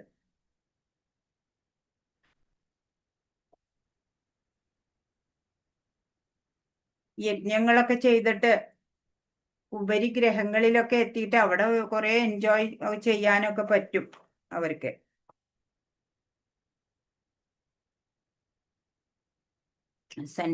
തന്റെ സ്വധർമ്മമായ യുദ്ധം ചെയ്യണം എന്നാണ് ഭഗവാൻ ഉദ്ദേശിച്ചത്. അപ്പോ ധനഞ്ജയ പറയാണ് ഭഗവാൻ അർജുനനോട് 72ാമത്തെ ശ്ലോകത്തില്, കച്ചിദേതശ്രുതം പാർത്ഥ ത്വയൈകാഗ്രേണ ചേതസ കച്ചിദജ്ഞാന സമ്മോഹ പ്രണഷ്ടസ്തേ ധനഞ്ജയ. ബുദ്ധിപുത്രനായ ധനഞ്ജയ, നീ ഇതെല്ലാം ശ്രദ്ധയോടുകൂടി കേട്ടില്ലേ? അജ്ഞാനത്തിൽ നിന്നുള്ളവായ നിന്റെ വ്യാമോഹം ഇപ്പോൾ നീങ്ങിയില്ലേ? ചോദിക്കുകയാണ്. മഹത്തായിട്ടുള്ള ഉപനിഷത് സാരമാണ് പറഞ്ഞു കൊടുത്തത്, അല്ലെ? എവിടെ വെച്ചിട്ടാ? യുദ്ധഭൂമിയിൽ വെച്ചിട്ടാ പറഞ്ഞത്, അല്ലെ? പാപബോധം ഉണ്ടായിരുന്നു അർജുനന്. ഇവരെ പൂജനീയരായവരെ വധിച്ചാൽ എനിക്ക് പാപമേൽക്കില്ലേ എന്നൊക്കെ. അതൊക്കെ അജ്ഞാനത്താൽ ഉണ്ടായതായിരുന്നു. അതെല്ലാം ഇപ്പൊ നീങ്ങിയില്ലേ എന്ന് ചോദിക്കുകയാണ്. അപ്പൊ ജീവിത ലക്ഷ്യം എന്താണെന്ന് ഒരു ആധ്യാത്മിക ഗുരുവാണ്, അല്ലെ, ഒരു ശിഷ്യന് പറഞ്ഞു കൊടുക്കുക. അപ്പോ ഭഗവാൻ ഇപ്പൊ ഇവിടെ നിനക്ക് മനസ്സിലായില്ലേ അർജുന എന്ന് ചോദിക്കുമ്പോ എക്സ്പ്ലെയിൻ ചെയ്യാൻ പോലും ഭഗവാൻ റെഡി ആയിട്ടാണ് ചോദിക്കുന്നത്. ഒന്ന് ആവർത്തിക്കാമോ എന്ന് അർജുനൻ പറയുകയാണെന്നുണ്ടെങ്കിൽ അതിനും ഭഗവാൻ റെഡിയാണ്, അല്ലെ? അത്ര കാമൻ കൂളാണ്. അതാണ് ഭഗവാന്റെ കാരുണ്യം. അപ്പൊ ഭക്തന് വേണ്ടി എന്തും ചെയ്യാൻ റെഡിയാണ് ഭഗവാൻ. എല്ലാവർക്കും കൺഗ്രാറ്റുലേഷൻസ്. എല്ലാവർക്കും എല്ലാവരും ഭഗവത്ഗീത മനസ്സിലാക്കി, അല്ലെ? ഭഗവത്ഗീത കൺക്ലൂഡ് ചെയ്യാൻ പോവാണ് നമ്മള്. എല്ലാവർക്കും ഭഗവത്ഗീത ജ്ഞാനം ഇപ്പൊ ലഭിച്ചു, അല്ലെ? 18 അധ്യായങ്ങളും എല്ലാവരും മനസ്സിലാക്കി, അല്ലെ? അതിനുള്ള ഭാഗ്യം ഉണ്ടായി. ഭഗവത്ഗീത പഠിക്കുന്നതിന്റെ പ്രീച്ചിങ്ങിന്റെ ഒക്കെ പ്രാധാന്യമാണ് ഇവിടെ പറയണേ. ഇപ്പൊ ഈ ക്ലാസ്സിലെ മിക്കവരും തന്നെ പ്രീച്ചിങ് ഒക്കെ ചെയ്യണവരാണ്, അല്ലെ? ഏത് തരത്തിലായാലും ഭക്തനെ ഭഗവാൻ എപ്പോഴും സഹായിച്ചു കൊണ്ടിരിക്കും എന്നാണ്. അർജുനന്റെ ആധ്യാത്മിക ഗുരു എന്ന നിലയിലാണ് ഇവിടെ കൃഷ്ണൻ പ്രവർത്തിച്ചത്, അല്ലെ? ഇപ്പൊ അർജുനൻ ശരിയായിട്ട് തന്നെ ഗീതോപദേശം സ്വീകരിച്ചു എന്നും അതിന്റെ പൊരുൾ ഉൾക്കൊണ്ടോ എന്നും ഭഗവാനെ അറിയണം. അതാ നിന്റെ സംശയങ്ങളൊക്കെ വ്യാമോഹമെല്ലാം നീങ്ങിയില്ലേ എന്ന് ചോദിക്കാണ്. ഇല്ലെന്നുണ്ടെങ്കിൽ വീണ്ടും പറയാൻ റെഡിയാണ് ഭഗവാൻ. ഏകാഗ്രതയോടെ കേട്ടാല് തത്വങ്ങളൊക്കെ മനസ്സിൽ പതിയും അല്ലെ. ഭഗവത്ഗീതയുടെ ലക്ഷ്യം എന്താണ്? നമ്മുടെ അജ്ഞാനമൊക്കെ മാറണം എന്നതാണ്. ഭക്തി യോഗത്തില് പുരോഗമിക്കുക അല്ലെ. സ്വന്തം ഇപ്പൊ പഠിച്ചു കഴിഞ്ഞു 18 അധ്യായം. അപ്പൊ നമ്മുടെ സ്വന്തം എക്സ്പീരിയൻസിൽ നിന്ന് നമ്മൾ ഓരോരുത്തരും ഇത് മനസ്സിലാക്കി കാണും അല്ലെ. ഭഗവത്ഗീത പഠിക്കുന്നതിന് മുമ്പുണ്ടായിരുന്ന നമ്മളല്ല ഇപ്പോ അല്ലെ. ട്രാൻസ്ഫോർമേഷൻ നമുക്ക് ഓരോരുത്തർക്കും സംഭവിച്ചിട്ടുണ്ട് എന്ന് നമുക്ക് സ്വയം മനസ്സിലാക്കാൻ സാധിക്കും. അപ്പൊ ഭഗവാൻ നേരിട്ട് തരുന്ന ഉപദേശമാണ് അല്ലെ. നമ്മുടെ പിതാവ് നമുക്ക് തരൂലേ പലതും. നമ്മളുടെ പിതാവിൽ നിന്ന് നമ്മൾ ആർജിച്ചിട്ടുണ്ട്. അതുപോലെ ഭഗവാൻ ഇപ്പോ നമുക്ക് തന്നതാണ് ഈ ജ്ഞാനം, ഗുഹ്യതമമായിട്ടുള്ള ജ്ഞാനമൊക്കെ. അപ്പോ ഭഗവാൻ എന്തുദ്ദേശിച്ചിട്ടാണോ ഭഗവത്ഗീത പറഞ്ഞത് അത് തനിക്ക് സാധിച്ചുവോ എന്ന് അർജുനൻ ഇവിടെ പറയാണ്. 73 നോക്കാം നമുക്ക്. അർജുനൻ പറയാണ്, അല്ല ഒന്നും കൂടെ പറഞ്ഞു തരണം, ആ ജ്ഞാനയോഗം ഒന്നും കൂടെ പറഞ്ഞു തരുമെന്നോ അങ്ങനെ എന്താണ് ചോദിക്കണേ. ഭഗവാൻ റെഡിയാണ് റിപ്പീറ്റ് ചെയ്യാൻ വേണ്ടിയിട്ട്. നമുക്ക് നോക്കാം. 73 അർജുന ഉവാച നഷ്ടോ മോഹ സ്മൃതിർലബ്ധ ത്വത്പ്രസാദാന്മയാച്യുത സ്ഥിതോസ്മി ഗതസന്ദേഹ കരിഷ്യേ വചനം തവ. പറയാണ് അർജുനൻ, അല്ലയോ പ്രിയപ്പെട്ട കൃഷ്ണ, ഹേ അച്യുത, ഇപ്പോൾ എന്റെ വ്യാമോഹം തീർന്നു. അങ്ങയുടെ കരുണ കൊണ്ട് ബുദ്ധി തിരിച്ചു കിട്ടി. ഞാനിപ്പോൾ ദൃഢനും സംശയരഹിതനുമാണ്. അങ്ങയുടെ ആജ്ഞയനുസരിച്ച് പ്രവർത്തിക്കാൻ തയ്യാറായിരിക്കുന്നു. അപ്പോ എന്താണ് ഇപ്പൊ അർജുനന് മനസ്സിലായി അല്ലേ. അന്ന് അവിടെ വെച്ച് എന്താ പറഞ്ഞേ? ഗാണ്ഡീവം സ്രംസതേ ഹസ്തത്വൈവ പരിതുഷ്യതേ എന്ന് പറഞ്ഞു അല്ലെ. എന്റെ കയ്യിൽ തൊലിയൊക്കെ ചുട്ടു നീറുന്നു, മുഖം വരളുന്നു, എന്റെ കയ്യിൽ നിന്ന് ഗാണ്ഡീവം സ്കിപ്പ് ചെയ്ത് പോണു എന്നൊക്കെ പറഞ്ഞു. ഇപ്പോഴെന്താ പറയണേ? ഇപ്പൊ പറയണു, എന്റെ വ്യാമോഹമൊക്കെ തീർന്നു, അങ്ങയുടെ കരുണ കൊണ്ട് ബുദ്ധി തിരിച്ചു കിട്ടി. ഇപ്പോൾ ഞാൻ ദൃഢനും സംശയരഹിതനുമാണ്. ഇനി അങ്ങയുടെ ആജ്ഞ അനുസരിച്ച് ഞാൻ പ്രവർത്തിക്കാം, റെഡി ആയിരിക്കുന്നു ഞാൻ. അപ്പൊ നമുക്ക് എല്ലാവർക്കും എന്താണ് ഉള്ളത്? ഈ ഭഗവാൻ ഈ കുറച്ചു സമയം കൊണ്ട് അല്ലെ 45 മിനിറ്റ്സിൽ പറഞ്ഞതാണ് ഈ ഭഗവത്ഗീത എന്നാണ്. അപ്പോ ഒരു ചെറിയ സ്പാൻ ഓഫ് ടൈമില് ഭഗവാൻ എത്ര വലിയ മോട്ടിവേഷണൽ സ്പീച്ചാണ് ഇവിടെ നടത്തിയത് അല്ലെ. അപ്പോ ഈ ജീവാത്മാവിന്റെ പ്രതിനിധി എന്ന നിലയിൽ അർജുനന്റെ മൂലസ്വരൂപാവസ്ഥ ഭഗവൻ നിർദ്ദേശമനുസരിച്ച് പ്രവർത്തിക്കുക എന്നുള്ളതാണ്. സേവക് സേവ്യ ഭാവുനഹോ ഭവസാഗർനതരി എന്നാണ്. സേവകനും സേവ്യനും, അതായത് മാസ്റ്ററും സെർവന്റും എന്നുള്ള ആ ഭാവമാണ് നമുക്ക് വേണ്ടത്. ഇല്ലെന്നുണ്ടെങ്കിൽ ഭവസാഗര് തരണം ചെയ്യാൻ നമുക്ക് പറ്റില്ല. ജീവരെ സ്വരൂപ ഹോയ് നിത്യരെ കൃഷ്ണദാസ് എന്നാണ് പറയാ അല്ലെ. ഭഗവാന്റെ ദാസനാവുക, അതാണ്. അങ്ങനെ ഭഗവത് നിർദ്ദേശം അനുസരിച്ച് പ്രവർത്തിക്കുക എന്നുള്ളതാണ് ജീവാത്മാവിന്റെ പ്രതിനിധി ആയിട്ടുള്ള അർജുനൻ ഇവിടെ ചെയ്യാനുള്ളത്. നമുക്കിപ്പോ 2 ഓപ്ഷനാണ് ഉള്ളത്. മായയെ സേവിക്കണോ അതോ കൃഷ്ണനെ സേവിക്കണോ? ബദ്ധാത്മാവ് മായ ബദ്ധനായിരിക്കും അല്ലെ. ഭഗവത്ഗീത മുഴുവനും പഠിച്ചിട്ടും ഞാന് ആരാണ്, GOD ആണ് ഞാൻ എന്ന് പറയുന്നത് അത് ഒരു ജോക്കാണ് അല്ലെ. നമ്മൾ വിചാരിക്കുക ഞാൻ DOG ആണ് എന്ന് വേണം നമ്മൾ കരുതാൻ അല്ലെ. ദാസനാണ്, ഒരു അത്രയും ഒരു താഴ്ന്ന മൂലസ്വരൂപം, നമ്മുടെ സ്വസ്വരൂപം അത്രയാണ് ഭഗവാന്റെ മുമ്പില്. ഭഗവാൻ വിഭുവാണ്, നമ്മൾ അണുവാണ് അല്ലെ. ഭഗവാന്റെ നിത്യദാസത്വം അതാണ് നമ്മുടെ മൂലസ്വരൂപം. ഭഗവത്ഗീത തത്വങ്ങൾ പറഞ്ഞതിന് ശേഷം ഇത് ആർക്കൊക്കെ ഉപദേശിക്കാം, ആർക്ക് പാടില്ല എന്നും ഭഗവാൻ പറഞ്ഞു അല്ലെ. അർജുനൻ തന്റെ സ്വധർമ്മമായിട്ട് യുദ്ധം ചെയ്ത് പിന്നീട് ഈ യോഗം, ഭക്തി യോഗത്തെ മനസ്സിലാക്കുക, ഭഗവാൻ എന്ന സത്യത്തെ അറിയണം, അതിനൊക്കെ ആയിട്ടാണ്. ഇപ്പൊ നമ്മള് ബിന്ദുവാണ്, ഭഗവാൻ സിന്ധുവാണ് അല്ലെ. ഭഗവാൻ കടലാണെന്നുണ്ടെങ്കിൽ നമ്മളൊരു കടലിലൊരു ചെറിയൊരു ഡ്രോപ്പ് അല്ലെ. അപ്പൊ അതുപോലെ വേണം നമ്മൾ കണക്കാക്കാൻ. ജീവാത്മാവിന്റെ വ്യാമോഹമാണ് എന്ത് പ്രകൃതിയെ തനിക്ക് കീഴ്പ്പെടുത്താം എന്നുള്ളത് വ്യാമോഹമാണ്. ഭഗവാന്റെയോ ഒരു ഉത്തമ ഭക്തന്റെയോ കരുണ ഉണ്ടായാല് ഈ വ്യാമോഹമൊക്കെ മാറിക്കിട്ടും. ഇപ്പൊ ഇവിടെ അർജുനന്റെ വ്യാമോഹം എല്ലാം തീർന്നു അല്ലെ. അപ്പൊ ഈ മോഹം ഒഴിഞ്ഞാല് കൃഷ്ണാവബോധ പ്രവർത്തനത്തില് താല്പര്യമുദിക്കും. കൃഷ്ണന്റെ ആജ്ഞ അനുസരിച്ച് പ്രവർത്തിക്കുന്നതാണ് കൃഷ്ണാവബോധം എന്നുള്ളത്. എല്ലാവരുടെയും സുഹൃത്തായ ഭഗവാൻ അല്ലെ, ഭക്തരോട് വിശേഷിച്ച് ഇഷ്ടാണ് ഭഗവാന്. ഭൗതിക പ്രകൃതിയുടെയും സകല ജീവജാലങ്ങളുടെയും നിയന്ത്രകനാണ് ഭഗവാൻ അല്ലെ. ഇപ്പൊ അക്ഷയമായ കാലത്തിന്റെ നിയന്താവും സർവവിഭൂതികൾക്കും ശക്തികൾക്കും നാഥനുമായിട്ടുള്ള ഭഗവാൻ ഭക്തന്മാർക്ക് തന്നെ ദാനം ചെയ്യാൻ റെഡിയാണ്. അർജുനനോ പരമപുരുഷനിൽ നിന്ന് ഭഗവത്ഗീത ഉപദേശം കേട്ടപ്പോള് വ്യാമോഹമുക്തനായി. കൃഷ്ണൻ തന്റെ സുഹൃത്തെന്ന് മാത്രമല്ല പരമദിവ്യോത്തമ പുരുഷനുമാണ് എന്ന് അർജുനന് ബോധ്യപ്പെട്ടു. കൃഷ്ണനെ അദ്ദേഹം ശരിയായി മനസ്സിലാക്കി. ഭഗവത്ഗീതാ പഠനം കൃഷ്ണന്റെ യാഥാർത്ഥ്യം അറിയാൻ ഉതകുന്നതാണ്. അങ്ങനെ തികച്ചും കൃഷ്ണനെ പറ്റി ജ്ഞാനം നേടിയവർ ഭഗവാന് സ്വയം സമർപ്പിക്കും. ഇപ്പൊ നമ്മളും ഈ 18 അധ്യായങ്ങളിലൂടെ കടന്നുപോയ നമ്മളും ഭഗവാനെ കുറിച്ച് കൃത്യമായിട്ട് ബോധ്യമുള്ളവരായി അല്ലെ. ഇനി നമുക്ക് ഭഗവാനിൽ ശരണാഗതി ചെയ്യേ വേണ്ടൂ. ജീവാത്മാവിന്റെ മൂലസ്വരൂപം സേവകന്റേതാണ്. ഒന്നുകിൽ വ്യാമോഹ കാരിണിയായ മായാശക്തിയെ അല്ലെങ്കിൽ ശ്രീകൃഷ്ണ ഭഗവാനെ ജീവാത്മാവിനെ ആശ്രയിക്കേണ്ടി വരും. 2 ഓപ്ഷൻ ഉണ്ട് അല്ലെ. മായയെ ആശ്രയിക്കാം അല്ലെങ്കിൽ ഭഗവാനെ ആശ്രയിക്കാം. ഭഗവാനെ സേവിക്കുകയാണെങ്കിൽ അയാൾ സാധാരണ നിലയിലാവും. പക്ഷെ മായാരൂപിണിയായ ബാഹ്യശക്തിയെ ആശ്രയിക്കാനാണ് താല്പര്യമെങ്കിൽ ബന്ധനത്തിൽ പെടാതെ നിവൃത്തിയില്ല. ജീവാത്മാവിന്റെ അന്തിമമായ വ്യാമോഹം മായയുടെ ഒടുവിലത്തെ കെണി താൻ തന്നെ ഈശ്വരൻ എന്ന സിദ്ധാന്തമാണ്. അതായത് താൻ ബദ്ധനായ ജീവനല്ല, ഈശ്വരനായി തീർന്നു എന്ന തോന്നൽ. ഈശ്വരൻ തന്നെയെങ്കിൽ ഈ സംശയത്തിന് കാരണമേ ഇല്ലല്ലോ എന്ന് ചിന്തിക്കത്തക്ക അധിഷണാബലം പോലും ആ വ്യക്തിക്കുണ്ടാവില്ല. നമ്മൾ എപ്പോഴും നമ്മുടെ മൂലസ്വരൂപം മറക്കരുത്. നമ്മൾ ആരാ? നമ്മൾ ഭഗവാന്റെ നിത്യദാസരാണ്. ഭഗവത് സേവനമാണ് നമ്മളുടെ കർത്തവ്യം. അത് നമ്മൾ ഒരിക്കലും മറന്നുകൂടാ.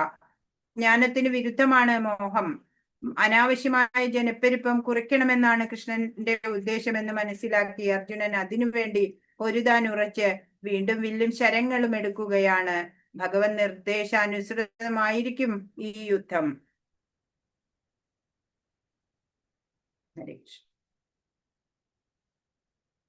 കൃഷ്ണ സൂര്യതമ മായ അന്ധകാർ അല്ലെ. ഭഗവാൻ സൂര്യന്റെ തുല്യാണ്, എന്നാ മായയോ അന്ധകാരത്തിന്റെ പോലെയാണ് അല്ലെ.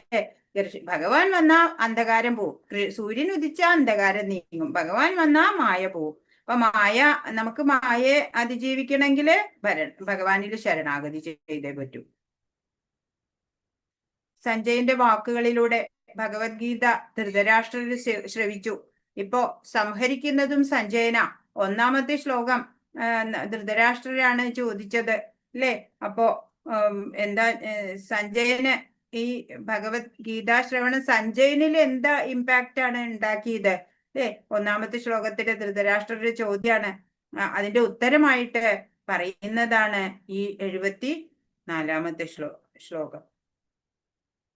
സഞ്ജയ ഉവാച ഇത്യഹം വാസുദേവസ്യ പാർത്ഥസ്യ ച മഹാത്മന സംവാദമിമശ്രൗഷമദ്ഭുതം രോമഹർഷണം. സഞ്ജയൻ പറഞ്ഞു, ഇപ്രകാരം മഹാത്മാക്കളായ കൃഷ്ണാർജുനന്മാർ തമ്മിൽ നടന്ന ഈ സംഭാഷണം ഞാൻ കേട്ടു. അത്ഭുതകരമായ ആ സന്ദേശം എന്നെ കോൾമയിർ കൊള്ളിക്കുന്നു. രസകരമായ അനുഭവമായിരുന്നു അല്ലേ സഞ്ജയന്. ധൃതരാഷ്ട്രര് ഈ ഗീതാ തത്വമൊന്നും അറിയാൻ ആഗ്രഹിച്ചിട്ടില്ല. സഞ്ജയനിലൂടെ കേട്ട ഭഗവത്ഗീതയുടെ മഹത്വം അത് സഞ്ജയൻ ഉൾക്കൊണ്ടു അല്ലെ, ആ മഹത്വം. പക്ഷെ ധൃതരാഷ്ട്രർക്ക് അതൊന്നും അറിയാം. ആസുരി സ്വഭാവികൾക്ക് ഭഗവാനെ കുറിച്ചൊക്കെ അറിയാൻ സാധിക്കില്ല അല്ലെ. അപ്പോ ഭഗവത്ഗീതയുടെ ആദ്യ അധ്യായത്തില് ധൃതരാഷ്ട്രര് സഞ്ജയനോട് ചോദിക്കുന്നുണ്ട്, കുരുക്ഷേത്ര യുദ്ധഭൂമിയിൽ എന്താ സംഭവിച്ചത് എന്നൊക്കെ. ആശ്ചര്യകരമായിട്ടുള്ള ഒന്നാണ് കൃഷ്ണാർജുന സംവാദം. 2 മഹാത്മാക്കൾ തമ്മില് അത്രയും പ്രാധാന്യമുള്ള ഒരു സംഭാഷണം മുമ്പ് നടന്നിട്ടില്ല എവിടെയും, ഇനി നടക്കാൻ പോണൂല്ല. അപ്പൊ പരമപുരുഷനായ ഭഗവാനാണ് തന്നെക്കുറിച്ചും സ്വശക്തികളെക്കുറിച്ചും മഹാഭക്തനായ അർജുനനാകുന്ന ജീവാത്മാവിന് വിവരിച്ചു കൊടുക്കുന്നത്. അതിനാൽ വിശേഷിച്ചും അത്ഭുതാവഹമാണ് ഈ സംവാദം. അല്ലേ? രണ്ട് മഹാത്മാക്കൾ തമ്മിലാ, സാധാരണക്കാർ തമ്മിലല്ല നടക്കണത്. ഇപ്പൊ ഭഗവാൻ പരമ പുരുഷനായിട്ടുള്ള ആ ഭഗവാനെ കുറിച്ചും ഭഗവാന്റെ ശക്തികളെ കുറിച്ചും ഒക്കെ പരമഭക്തനായിട്ടുള്ള അർജുനനാകുന്ന ജീവാത്മാവിനെ വിവരിച്ചു കൊടുക്കുകയാണ്. അത്ഭുതാവഹമായിട്ടുള്ള ഈ സംവാദം ഭഗവാനെ ശരിക്കും മനസ്സിലാക്കാൻ വേണ്ടിയിട്ട് നമ്മളും അർജുനന്റെ കാൽപ്പാടുകളെ പിന്തുടരണം. അപ്പോഴാണ് ജീവിത വിജയം ഉണ്ടാവുക. അപ്പൊ സഞ്ജയിന് ഇതറിയാം. അപ്പൊ അതുകൊണ്ട് പറയാണ്, ഈ സംഭാഷണം ധൃതരാഷ്ട്രർക്ക് പകർന്നു കൊടുക്കാണ്. കൃഷ്ണനും അർജുനനും എവിടെ ആണോ അവിടെ വിജയമുണ്ട് എന്നൊക്കെ പറഞ്ഞുകൊണ്ടാണ് ഈ സംവാദം ഇവിടെ അവസാനിക്കുന്നുള്ളത്. യുദ്ധത്തിൽ പങ്കെടുക്കാത്ത ഈ സഞ്ജയന് എങ്ങനെയാണ് അല്ലേ ഇതറിയാൻ സാധിച്ചത്? രണ്ട് മഹാത്മാക്കൾ തമ്മിൽ അത്രയും പ്രാധാന്യമുള്ള ഒരു സംഭാഷണം മുമ്പ് നടന്നിട്ടില്ല, ഇനി നടക്കാൻ പോകുന്നതുമില്ല. പരമപുരുഷനായ ഭഗവാനാണ് തന്നെക്കുറിച്ചും സ്വശക്തികളെക്കുറിച്ചും മഹാഭക്തനായ അർജുനനാകുന്ന ജീവാത്മാവിനെ വിവരിച്ചു കൊടുക്കുന്നത് എന്നതിനാൽ വിശേഷിച്ചും അത്ഭുതാവഹമാണ് ഈ സംവാദം. കൃഷ്ണനെ ശരിക്കും മനസ്സിലാക്കാൻ വേണ്ടി അർജുനന്റെ കാൽപ്പാടുകളെ പിന്തുടരാമെങ്കിൽ നമുക്ക് സന്തുഷ്ട ജീവിതവും വിജയവും സുനിശ്ചിതമത്രേ. സഞ്ജയന് ഈ ബോധം ഉണ്ടായിരുന്നു. ധൃതരാഷ്ട്രർക്ക് അങ്ങനെയുള്ള ബോധമൊന്നും ഇല്ല. യുദ്ധത്തിൽ പങ്കെടുക്കാതെയും സഞ്ജയന് ഇതൊക്കെയും കാണാൻ കേൾക്കാനും ഭഗവത്ഗീത കേൾക്കാനും ഭഗവാന്റെ വിശ്വരൂപം ദർശിക്കാനും ഒക്കെ സാധിച്ചത് എങ്ങനെയാണെന്നാ പറയുന്നത്. 75-ാമത്തെ ശ്ലോകം. വ്യാസപ്രസാദാത് ശ്രുതവാനേതദ്ഗുഹ്യമഹം പരം യോഗം യോഗേശ്വരാത് കൃഷ്ണ സാക്ഷാത് കഥയത സ്വയം. യോഗേശ്വരനായ കൃഷ്ണൻ തന്നെ അർജുനന് പരമരഹസ്യമായ ഈ യോഗം ഉപദേശിച്ചത് വ്യാസദേവന്റെ അനുഗ്രഹത്താൽ എനിക്ക് നേരിട്ട് കേൾക്കാൻ ഇടവന്നു. പറയാണ്, കൃഷ്ണനെ കുറിച്ച് ജ്ഞാനം നേടേണ്ടത് നേരിട്ടല്ല ഗുരുവിലൂടെയാണെന്ന് ഇതിൽ നിന്ന് മനസ്സിലാക്കാം. അനുമതി നേരിട്ട് തന്നെയെങ്കിലും സുതാര്യമായ മാധ്യമമായി ആധ്യാത്മിക ഗുരു നിലകൊള്ളുന്നുണ്ട്. നമ്മളും ഇപ്പോ ബോണഫൈഡ് സമ്പ്രദായത്തിലൂടെ വന്ന ആചാര്യനിൽ നിന്നാണ് അല്ലെ ജ്ഞാനം ആർജിക്കണത്. ശ്രീല പ്രഭുപാദിന്റെ ഭാവാർത്ഥം വിവർത്തനം അല്ലെയാണ് നമ്മൾ പഠിക്കുന്നത്. ഭഗവാൻ നൽകിയ സന്ദേശം അതേ രൂപത്തിൽ തന്നെ ലഭ്യമാവും അങ്ങനെ വരുമ്പോഴ്. ഇപ്പോ ഗുരു പരമ്പര എന്ന് പറയുന്നത് എന്താണെന്നറിയോ? ഈ ഗുരു പരമ്പര ഇപ്പൊ ഭഗവാൻ കൃഷ്ണനിൽ നിന്ന് അല്ലെ ബ്രഹ്മാവ്, നാരദര്, വ്യാസദേവര് അങ്ങനെയൊക്കെ താഴേക്ക് വന്നു അല്ലെ. 22-ാമത്തെ ആചാര്യൻ ചൈതന്യ മഹാപ്രഭു ആണ് നമുക്കറിയാം. 32-ാമത്തെ ആചാര്യൻ നമ്മുടെ ആത്മീയ ആചാര്യൻ ശ്രീല പ്രഭുപാദാണ് നമുക്കറിയാം. ഇപ്പൊ ഈ മൈക്രോസ്കോപ്പില് അല്ലെങ്കിൽ ഇപ്പൊ നമ്മളുടെ കണ്ണട നമ്മള് കണ്ണ് ടെസ്റ്റ് ചെയ്യാൻ പോകുമ്പോ അതിൽ അവരിങ്ങനെ ലെൻസ് ഇട്ട് തരും അല്ലെ. ഈ ലെൻസ് വെക്കുമ്പോ നിങ്ങൾക്ക് കൂടുതൽ ക്ലിയർ ഉണ്ടോ, ഒരു ലെൻസ് കൂടി ആഡ് ചെയ്യുമ്പോൾ നിങ്ങൾക്ക് കൂടുതൽ ക്ലിയർ ഉണ്ടോ എന്നൊക്കെ അവര് ചോദിക്കും. അതുപോലെ ഈ ഗുരുക്കന്മാര്, ഈ ഗുരു പരമ്പരയിലെ ആചാര്യന്മാരുണ്ടല്ലോ, അവര് ഈ ലെൻസ് പോലെയാണ് പ്രവർത്തിക്കണത്. കൂടുതൽ ഓരോരുത്തരിലൂടെ ഓരോ ലെൻസ് ഇങ്ങനെ ഇട്ട് ലാസ്റ്റ് എത്തുമ്പോഴോ നല്ല ക്ലിയർ ആയിട്ട് നമുക്ക് മനസ്സിലാവും. അതുപോലെ നമ്മൾ ഈ ബോണഫൈഡ് സ്പിരിച്വൽ മാസ്റ്ററുടെ കീഴിൽ നമ്മൾ പഠിക്കണം എന്ന് പറയണത്. ഇവിടെ സഞ്ജയന് തന്റെ ആത്മീയ ആചാര്യനായിട്ടുള്ള വ്യാസദേവരുടെ അനുഗ്രഹത്താല് ഗീതാജ്ഞാനം സിദ്ധിച്ചു അല്ലെ, കേൾക്കാൻ സാധിച്ചു, ഭഗവാന്റെ രൂപം ദർശിക്കാൻ സാധിച്ചു. കൃഷ്ണന്റെ നേരിട്ടുള്ള ശിഷ്യനാണ് നാരദൻ. വ്യാസന്റെ ആധ്യാത്മിക ഗുരുവാണ് അദ്ദേഹം. അതിനാൽ അർജുനനെ പോലെ വിശ്വാസ്യനാണ്. ശിഷ്യ പരമ്പരയിൽപ്പെട്ട വ്യാസൻ വിശ്വാസ്യനാണ്. സഞ്ജയനാകട്ടെ വ്യാസന്റെ ശിഷ്യനും. അങ്ങനെ വ്യാസന്റെ അനുഗ്രഹത്താൽ സഞ്ജയന്റെ ഇന്ദ്രിയങ്ങൾ പവിത്രീകരിക്കപ്പെട്ടു. അർജുനന് കൃഷ്ണനിൽ നിന്ന് നേരിട്ട് കേൾക്കാൻ ഭാഗ്യമുണ്ടായതുപോലെ വ്യാസദേവന്റെ കാരുണ്യത്താൽ സഞ്ജയനും കൃഷ്ണനിൽ നിന്ന് നേരിട്ട് കേൾക്കാൻ ഭാഗ്യമുണ്ടായി എന്ന് മനസ്സിലാക്കണം. വ്യാസനെ പോലെയുള്ള ഒരു ആധ്യാത്മിക ആചാര്യനിൽ നിന്ന് കേൾക്കുന്നതും കൃഷ്ണനിൽ നിന്ന് നേരിട്ട് കേൾക്കുന്നതും തമ്മിൽ വ്യത്യാസമില്ല. ഭഗവാന്റെ തന്നെ അംശാവതാരം അല്ലെങ്കിൽ ശക്തിയാവേശ അവതാരമാണ് അല്ലെ ശ്രീല വ്യാസദേവര്. അപ്പൊ അദ്ദേഹത്തിൽ നിന്ന് കേട്ടാലും ഭഗവാനിൽ നിന്ന് കേൾക്കുന്നതിന് തുല്യം തന്നെയാണ്.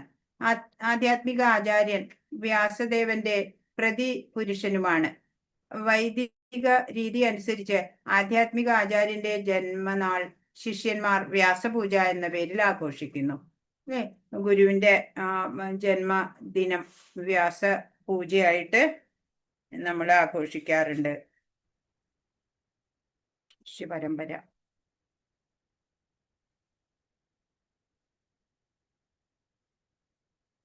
അപ്പൊ നമുക്കൊക്കെ അല്ലെ ആത്മാർത്ഥമായിട്ട് നമ്മൾ ആഗ്രഹിക്കുകയാണ് എന്നുണ്ടെങ്കിൽ ഭഗവാൻ കൃഷ്ണൻ തന്നെ നല്ലൊരു ആചാര്യനെ നമ്മുടെ ജീവിതത്തിലേക്ക് അയക്കും. നമ്മൾ ഒരു ദിവസം ഡോറ് തുറക്കുമ്പോൾ നമ്മുടെ ആചാര്യൻ മുന്നിൽ നിൽക്കുന്നുണ്ടാവും. അപ്പൊ നമ്മൾ ഭാഗ്യവാന്മാരാണ് അല്ലെ. ഇപ്പൊ നമ്മള് ഈ അത്ഭുതകരമായിട്ടുള്ള ഈ ഇസ്കോൺ എന്നുള്ള ഈ മിഷനില് നമ്മൾ വന്നു. ഇനി നമ്മളിപ്പോ നമുക്ക് ആത്മീയ ആചാര്യൻ ശ്രീല പ്രഭുപാദ് പറഞ്ഞു തരുന്നുണ്ട് എല്ലാം. ഇനി ആ ആചാര്യനെ അനുസരിക്കുക മാത്രമേ നമുക്ക് വേണ്ടൂ അല്ലെ. ഇപ്പോ എല്ലാ യോഗങ്ങളും ഭഗവാൻ ഇവിടെ ഭഗവത്ഗീതയിൽ വിവരിച്ചു. കർമ്മയോഗം, ജ്ഞാനയോഗം, ഭക്തിയോഗം, ഈ നിഗൂഢതയുടെ എല്ലാം നാഥൻ ഭഗവാനാണ്. അർജുനന് കൃഷ്ണനിൽ നിന്ന് നേരിട്ട് കേൾക്കാൻ ഭാഗ്യമുണ്ടായി. അപ്പോ വ്യാസഭഗവാനിൽ നിന്ന് കേൾക്കാൻ സഞ്ജയനും ഭാഗ്യമുണ്ടായി. ആധ്യാത്മിക ആചാര്യൻ എന്ന് പറയുന്നത് വ്യാസദേവന്റെ തന്നെ പ്രതിപുരുഷനാണ്. വൈദിക രീതി അനുസരിച്ച് ആധ്യാത്മിക ആചാര്യന്റെ ജന്മനാള് നമ്മൾ വ്യാസപൂജ എന്ന പേരിൽ ആഘോഷിക്കും.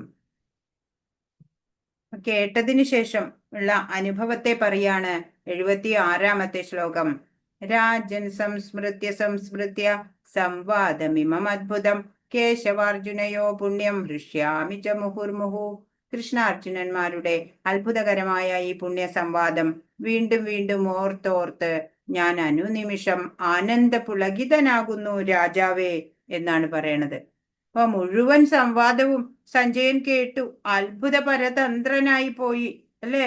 അപ്പോ ഇതിവിടെ ഭൗതിക തലത്തിലുള്ള ഒരു സംവാദമല്ല. ഇത് മഹാത്മാക്കളായിട്ടുള്ള 2 പേര് തമ്മിലുള്ള സംവാദമാണ്. ഭഗവാൻ പരമദിവ്യോത്തമ പുരുഷനായ ഭഗവാനും ഭക്തോത്തമനായിട്ടുള്ള അർജുനനും. അപ്പൊ സ്പിരിച്വൽ പ്ലാറ്റ്ഫോമിലുള്ള സംവാദമാണ് ഇത്. മെറ്റീരിയൽ മൈൻഡ് ആൻഡ് ഇന്റലിജൻസ് കൊണ്ടൊന്നും ഇത് മനസ്സിലാക്കാൻ പറ്റില്ല. നമ്മളുടെ സാധാരണ ബുദ്ധി കൊണ്ടൊന്നും ഇതിലെ തത്വങ്ങൾ മനസ്സിലാക്കാൻ സാധിക്കില്ല. അപ്പൊ നമ്മൾക്ക് എന്താ ഗുണം കിട്ടിക്കണേ എന്ന് വെച്ചാല് ശ്രീല പ്രഭുപാദിന്റെ ഭാവാർത്ഥത്തിലൂടെ നമുക്കത് കുറച്ചെങ്കിലും മനസ്സിലാക്കാൻ സാധിച്ചു അല്ലേ. ഇപ്പോ അതീന്ദ്രിയമായ അവസ്ഥ ആണ് എന്ന് പറയാണ്. വീണ്ടും വീണ്ടും മനനം ചെയ്ത് ആനന്ദിക്കാൻ കഴിയണം എന്ന് കാണിക്കുകയാണ്.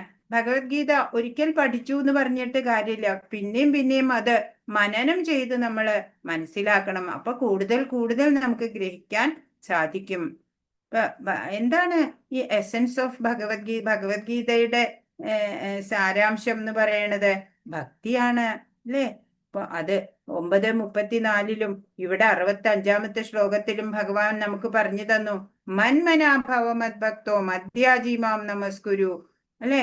അപ്പൊ 4 കാര്യങ്ങൾ നമ്മൾ ചെയ്താൽ മതി. അപ്പൊ എത്ര സമയം വേണം ഈ 4 കാര്യങ്ങൾ ചെയ്യാൻ അല്ലെ? കുറച്ച് സമയം മതി നമുക്ക്. നമ്മള് ഭക്തിയുത സേവനം എപ്പോഴും നമുക്ക് സന്തോഷം നൽകുന്നതായിരിക്കും. ഈ ഭൗതികതയില് നമ്മൾ അറ്റാച്ച്ഡ് ആയാൽ നമുക്ക് ദുഃഖം മാത്രമാണ് ഉണ്ടാവുക. ഈ കൃഷ്ണാർജുന സംവാദം ശ്രദ്ധിച്ചു കേൾക്കുന്നവർ പുണ്യവാന്മാരാകും. അയാൾക്ക് അത് ഒരിക്കലും മറക്കാനാവില്ല. അത്രയും ആധ്യാത്മികമാണ് ഗീതാജ്ഞാനം. ആധ്യാത്മിക ജീവിതത്തിന്റെ അതീന്ദ്രിയ അവസ്ഥയാണ് അത്. മറ്റൊരു തരത്തിൽ പറഞ്ഞാൽ ശരിയായ സ്രോതസ്സിൽ നിന്ന്, ശ്രീകൃഷ്ണ ഭഗവാനിൽ നിന്ന് ഗീതോപദേശം സിദ്ധിച്ചവന് പൂർണ്ണമായ കൃഷ്ണാവബോധം ഉദിക്കും. തത്ഫലമായി അയാൾക്ക് ജ്ഞാനം വർദ്ധിച്ചു വരും. നൈമിഷികമായല്ല, നിരന്തരമായി തന്നെ ജീവിതാനന്ദം അനുഭവപ്പെടുകയും ചെയ്യും. എക്സൈറ്റഡ് ആയിട്ടാണ് അല്ലെ ഇവിടെ സഞ്ജയൻ വിവരിക്കുന്നത്. ഇപ്പൊ 77-ാമത്തെ ശ്ലോകത്തിലും വീണ്ടും വീണ്ടും തനിക്ക് ആനന്ദമുണ്ടാവുന്നു എന്ന് തന്നെയാണ് പറയുന്നത്. 77 തച്ഛ സംസ്മൃത്യ സംസ്മൃത്യ രൂപമത്യദ്ഭുതം ഹരേ വിസ്മയോ മേ മഹാൻ രാജൻ ഹൃഷ്യാമി ച പുനഃ പുനഃ. അല്ലയോ രാജാവേ, കൃഷ്ണന്റെ അത്ഭുതാവഹമായ ആ രൂപം ഓർക്കും തോറും എനിക്ക് വിസ്മയം വർദ്ധിക്കുന്നു, വീണ്ടും വീണ്ടും സന്തോഷമുണ്ടാകുന്നു. പറയാണ് സഞ്ജയൻ. എക്സ്ട്രീംലി ഹാപ്പി ആയി അല്ലേ? ജ്ഞാനം ലഭിച്ചു, മാത്രല്ല ഭഗവാന്റെ ദർശനവും ലഭിച്ചു അല്ലെ? വിശ്വരൂപം കാണാൻ സാധിച്ചു. അർജുനന് വേണ്ടി കാണിച്ചതായിരുന്നു അത്. ദിവ്യ ചക്ഷുസ് ഉള്ളതിനാല് സഞ്ജയനും അത് കാണാൻ സാധിച്ചു. എന്റെ കൺമുമ്പില് ഇപ്പോഴും അത് കാണുന്നു എന്ന് സത്യാവസ്ഥയിലെത്തിയ സാധകൻ അല്ലെ വീണ്ടും വീണ്ടും അതിങ്ങനെ ഓർമ്മയില് കണ്ടുകൊണ്ടിരിക്കുകയാണ്. അർജുനൻ ദർശിച്ച വിശ്വരൂപം വ്യാസന്റെ പ്രസാദത്താൽ സഞ്ജയനും പ്രത്യക്ഷമായിരുന്നു എന്നിവിടെ വ്യക്തമാണ്. കൃഷ്ണൻ ഈ രൂപം മുമ്പൊരിക്കലും പ്രദർശിപ്പിച്ചിട്ടില്ലെന്ന് പറയുന്നുണ്ട്. അർജുനനു വേണ്ടി മാത്രം കാണിച്ചതാണെങ്കിലും കൃഷ്ണന്റെ വിശ്വരൂപം അതേസമയം മറ്റു ചില ഭക്തജനങ്ങൾക്കും കാണാൻ സാധിച്ചിരുന്നു. അവരിൽ ഒരാളാണ് വ്യാസൻ. സഞ്ജയനും കാണാൻ സാധിച്ചു. അത്യത്ഭുത രൂപാണ് അല്ലെ വിശ്വരൂപം.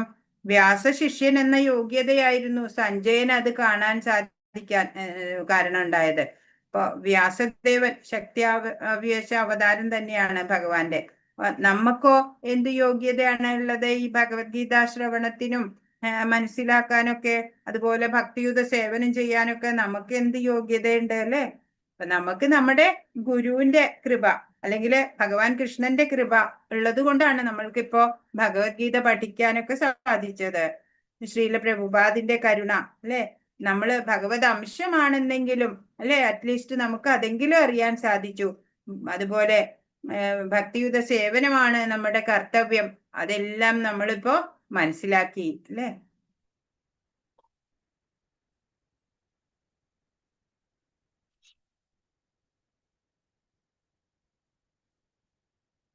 സഞ്ജയൻ കണ്ടത് വീണ്ടും വീണ്ടും ഓർമ്മിച്ച് ആനന്ദം കൊള്ളുന്നതുമായിട്ടുള്ള ആ വിശ്വരൂപം തനിക്കും എന്ന് തന്റെ ആ ശിഷ്യനെ വ്യാസൻ അറിയിക്കുകയുണ്ടായി. നമ്മൾ എന്താ ചെയ്യണ്ടേ?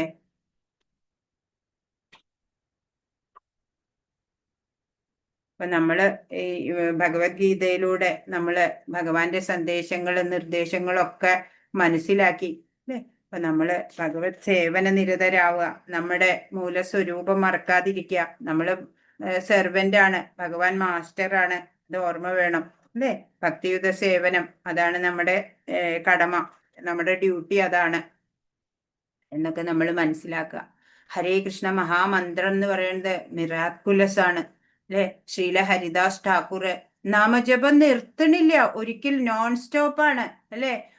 അതുപോലെയാണ് ഇവിടെ സഞ്ജയൻ പറയാണ്, ആ വിശ്വരൂപം കണ്ടിട്ട് മതിയാവണില്ല സഞ്ജയന്. വീണ്ടും വീണ്ടും അത് ഓർത്തോർത്ത് ഞാൻ ആനന്ദ പുളകിതനാകുന്നു രാജാവേ എന്നാ പറയണേ. ഇപ്പൊ നമ്മൾക്ക് ആർക്കാ ഗുരുവായൂരപ്പനെ ദർശിച്ചാല് നമുക്ക് മതി വരുമോ? മതിയായി കണ്ടിട്ട് പറയാൻ പറ്റില്ല അല്ലെ? അതുപോലെയാണ് ഒരു ഭക്തൻ. അങ്ങനെ ഇപ്പോ ഭഗവാൻ പറഞ്ഞതൊക്കെ കേട്ടു അല്ലെ? നേരിട്ട് കേൾക്കാനുള്ള ഭാഗ്യം സഞ്ജയനുണ്ടായി. യഥാർത്ഥത്തില് ഇപ്പോ സഞ്ജയൻ ഇതെല്ലാം പറയുന്നത് ഇനി കേൾക്കാൻ ഇരിക്കുന്ന കോടിക്കണക്കിന് ജനങ്ങളോട് പറയാണ് സഞ്ജയൻ. ഇപ്പൊ ആദ്യത്തെ ശ്ലോകത്തില് ധൃതരാഷ്ട്രര് ചോദ്യം ഉന്നയിച്ചു, എന്റെ മക്കളും പാണ്ഡുവിന്റെ മക്കളും എന്തു ചെയ്തു കുരുക്ഷേത്ര യുദ്ധഭൂമിയിൽ എന്ന് ചോദിച്ചു. അവസാനം ധൃതരാഷ്ട്രരുടെ ചോദ്യത്തിനുള്ള ഉത്തരം കിട്ടി. 78ാമത്തെ ശ്ലോകം. യത്ര യോഗേശ്വര കൃഷ്ണോ യത്ര പാർത്ഥോ ധനുർധര തത്ര ശ്രീർവിജയോ ഭൂതിർ ധ്രുവാനീതിർമതിർമമ. എവിടെ യോഗേശ്വരനായ കൃഷ്ണനുണ്ടോ, എവിടെ വില്ലാളി വീരനായ അർജുനനുണ്ടോ, അവിടെയാണ് ഐശ്വര്യവും വിജയവും അസാധാരണ ശക്തിയും നീതിയുമുള്ളത്. ഇതാണ് എൻ്റെ അഭിപ്രായം. അപ്പൊ നമ്മള് ആ പാർത്ഥസാരഥിയായിട്ടുള്ള ശ്രീകൃഷ്ണൻ അല്ലേ, നമ്മളെപ്പോഴും ആരാധിക്കുക ഭഗവാനെ. ഇപ്പൊ ധൃതരാഷ്ട്രരുടെ ചോദ്യത്തോടുകൂടി ആരംഭിച്ച ഭഗവത്ഗീത ഇപ്പൊ സഞ്ജയൻ കൺക്ലൂഡ് ചെയ്യാണ് അല്ലെ? പറയാണ് കൃഷ്ണൻ എവിടെയാണോ ഉള്ളത് അവിടെയാണ് വിജയം എന്ന്. ആ ചോദ്യത്തിന്റെ ഉത്തരം കിട്ടി. നിങ്ങളുടെ മക്കളൊക്കെ ക്ലോസ് പറഞ്ഞു കഴിഞ്ഞു അല്ലെ? സഞ്ജയൻ. അപ്പോ ഭഗവാൻ എവിടെയാണോ അവിടെ വിജയം എന്ന് പറയുമ്പോ അതില് പിന്നെ ബാക്കിയുള്ളത് പറയേണ്ട ആവശ്യമില്ല, അല്ലെ? കൃഷ്ണൻ അർജുനന്റെ തേരാളിയാകാൻ സമ്മതിച്ചത് ഒരു വൈഭവ പ്രദർശനം തന്നെയാണ്. സകല വിഭൂതികളുടെയും ഉറവിടമാണ് ഭഗവാൻ. ആ വിഭൂതികളിൽ ഒന്ന് വൈരാഗ്യാണ്. ഇപ്പൊ വൈരാഗ്യാധിപനാണ് കൃഷ്ണൻ. വാസ്തവത്തിൽ യുദ്ധം ദുര്യോധനനും യുധിഷ്ഠിരനും തമ്മിലാണ്. ജ്യേഷ്ഠനായ യുധിഷ്ഠിരനു വേണ്ടി പൊരുതാണ് അർജുനൻ. യുധിഷ്ഠിരന്റെ സഹായികൾ കൃഷ്ണനും അർജുനനും. അവര് തന്റെ പക്ഷത്തിലായതുകൊണ്ട് യുധിഷ്ഠിരന് വിജയം സുനിശ്ചിതമാണ്. ആരാണ് ലോകം ഭരിക്കുക എന്ന് തീരുമാനിക്കാനുള്ള യുദ്ധാണിത്. യുധിഷ്ഠിരൻ ജയിച്ച് നാട് വാഴും എന്ന് സഞ്ജയൻ ഇവിടെ പ്രവചിക്കുകയാണ്. യുദ്ധത്തിൽ ജയിച്ചതിനു ശേഷോ യുധിഷ്ഠിരന് കൂടുതൽ അഭ്യുദയമുണ്ടാകും. അദ്ദേഹം നീതിമാനും ഭക്തനും ധാർമ്മികനുമായതാണ് കാരണം എന്നെല്ലാം സഞ്ജയൻ ഇവിടെ പറയാണ്. യുധിഷ്ഠിരൻ തന്റെ ജീവിതത്തിൽ ഒരൊറ്റ നുണ പോലും പറഞ്ഞിട്ടില്ല, അല്ലെ? ഓ, ഭഗവത്ഗീത ബുക്ക് ഓഫ് ട്രാൻസ്ഫോർമേഷൻ ആണ്. നമ്മളൊക്കെ ഭഗവത്ഗീത പഠിക്കണതിന് മുമ്പുണ്ടായിരുന്നേക്കാളൊക്കെ ഫാർ നമ്മൾ മാറിയിട്ടുണ്ട്, അല്ലെ? നല്ലതുപോലെ നമ്മൾക്ക് മാറ്റം ഉണ്ടായിട്ടുണ്ട്. നമുക്ക് ഭഗവത്ഗീത ഉൾക്കൊള്ളാനൊക്കെ കുറച്ചൊക്കെ സാധിച്ചിട്ടുണ്ട് എന്ന് വിചാരിക്കാം. പ്രപഞ്ച സൃഷ്ടികർത്താവായിട്ടുള്ള ആ ഭഗവാനും വില്ലേന്തിയ അർജുനനും എവിടെയുണ്ടോ അവിടെയാണ് വിജയം, അല്ലെ? പ്രപഞ്ച രഹസ്യം അറിയുന്ന ഭഗവാനോട് ചേർത്ത് വെച്ച മനസ്സിന് മാത്രമാണ് സന്തോഷിക്കാൻ സാധിക്കുള്ളൂ.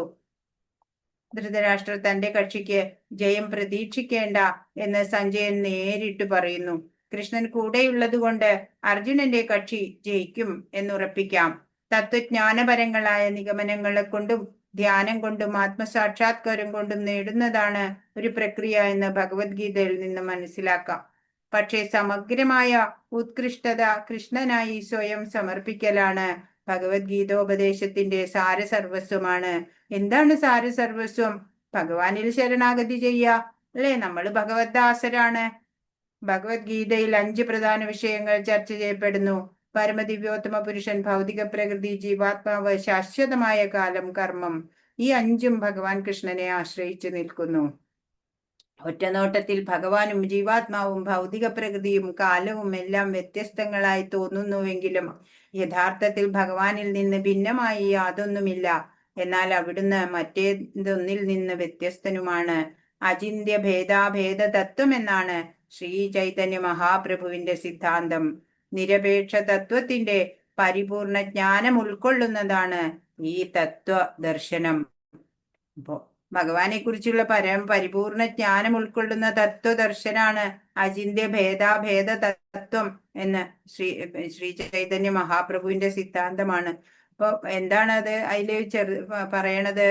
ഇപ്പൊ എല്ലാം വ്യത്യസ്തങ്ങളായിട്ട് തോന്നുന്നുണ്ട് എന്നുണ്ടെങ്കിലും ഒറ്റ നോട്ടത്തില് ഭഗവാൻ, ജീവാത്മാവ്, ഭൗതിക പ്രകൃതി, കാലം ഇതൊക്കെ വ്യത്യസ്തങ്ങളായി തോന്നുമെങ്കിലും യഥാർത്ഥത്തിൽ ഇതൊന്നും ഭഗവാനിൽ നിന്ന് ഭിന്നമല്ല എന്നുള്ളത്. അതാണ് അചിന്ത്യ ഭേദാഭേദം. അതുപോലെ തന്നെ ഭഗവാൻ വിഭുവാണ്, നമ്മൾ അണുവാണ്, അല്ലെ? ഭഗവാന്റെ സെയിം ക്വാളിറ്റിയാണ് നമ്മൾക്ക് ഉള്ളത്, പക്ഷെ ക്വാണ്ടിറ്റിയിൽ മാറ്റമുണ്ട്, അല്ലെ? അതൊക്കെ. ഹരേ കൃഷ്ണ. ഇപ്പൊ ഉത്കൃഷ്ടമായ നീതിശാസ്ത്രമാണ് ഭഗവത്ഗീത. അതിന്റെ കാതലായിട്ടുള്ള ഭാഗം 9-ാം അധ്യായത്തിന്റെ 34-ാമത്തെ ശ്ലോകത്തിൽ ഒതുങ്ങുന്നുണ്ട്. ആ ഒരൊറ്റ ശ്ലോകം പ്രാക്ടിക്കലാക്കിയാൽ മതി. നമ്മള് മന്മനാഭവമദ്ഭക്തോ മധ്യാജീമാം നമസ്കുരു. 4 കാര്യം അതേ നമ്മൾ ചെയ്യണ്ടു. അതാണ് ഭഗവത്ഗീതയുടെ കാതലായിട്ടുള്ള എസൻസ് ആയിട്ടുള്ള ഭാഗം, ശ്ലോകം. അത് ജമ്മാണ്, രത്നമാണ് ഭഗവത്ഗീതയുടെ, അല്ലേ? ഓ, സമഗ്രമായ ഉത്കൃഷ്ടത കൃഷ്ണനായി സ്വയം സമർപ്പിക്കുക എന്നുള്ളതാണ് ഭഗവത്ഗീതോപദേശത്തിന്റെ സാരസർവസ്വമാണ്. ഗീതോപദേശത്തിന്റെ സാരസർവസ്വം എന്താണ്? ഭഗവാനായിക്കൊണ്ട് സമർപ്പണം ചെയ്യുക, അല്ലെ? ആത്മനിവേദനം. പരമസത്യം ഭഗവാൻ കൃഷ്ണൻ മാത്രമാണെന്നതാണ് ഭഗവത്ഗീതയുടെ മറ്റൊരു ഭാവം. പിന്നെയോ? ഹരേ കൃഷ്ണ.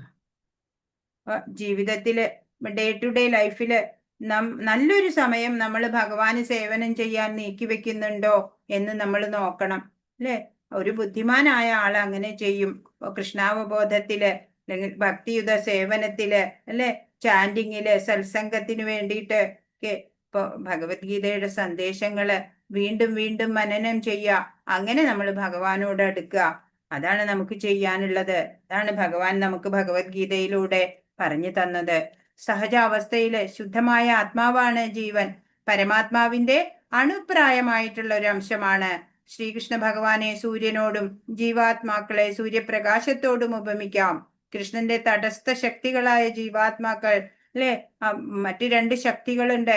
അതിന്റെ നടുവിലാണ് നമ്മൾ തടസ്ഥ ശക്തി. ഭൗതിക ശക്തിയോടോ ആധ്യാത്മിക ശക്തിയോടോ ബന്ധപ്പെടാനുള്ള ഒരു പ്രവണതയുള്ളവരാണ് ഈ ജീവാത്മാക്കള്. രണ്ടു തരം ഭഗവത് ശക്തികൾക്ക് മധ്യത്തിലാണ് ജീവന്റെ നില. ഉത്തമ ശക്തിയിലുള്ളതാകയാൽ അതിന് തെല്ലൊരു സ്വാതന്ത്ര്യമുണ്ടെന്നും പറയാം. ഈ സ്വാതന്ത്ര്യം അല്ലെ, ജീവസത്തകൾക്ക് കുറച്ച് സ്വാതന്ത്ര്യം ഭഗവാൻ കൊടുത്തിട്ടുണ്ട്. ആ സ്വാതന്ത്ര്യത്തിന് വേണ്ടുവണ്ണം ഉപയോഗിക്കണം. അപ്പോഴ് ഭഗവാന്റെ ആജ്ഞാനുവർത്തിയായിട്ട് തീരാം, ഭക്തനായി തീരാം.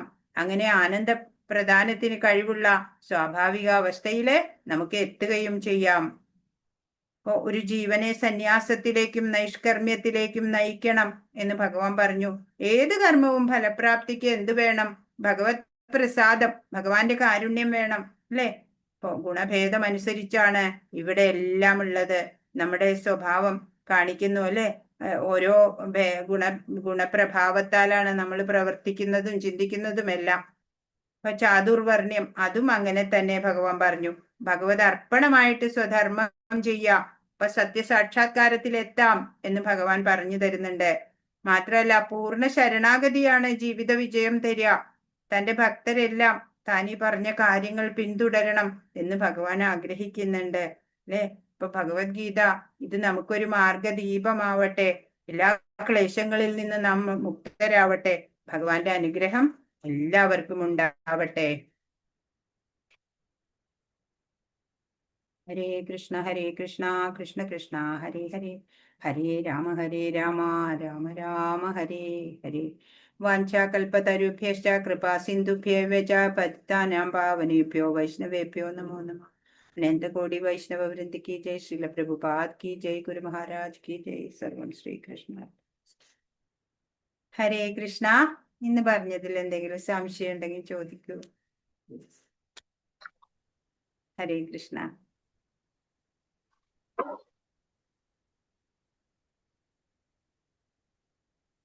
ഹരേ കൃഷ്ണ.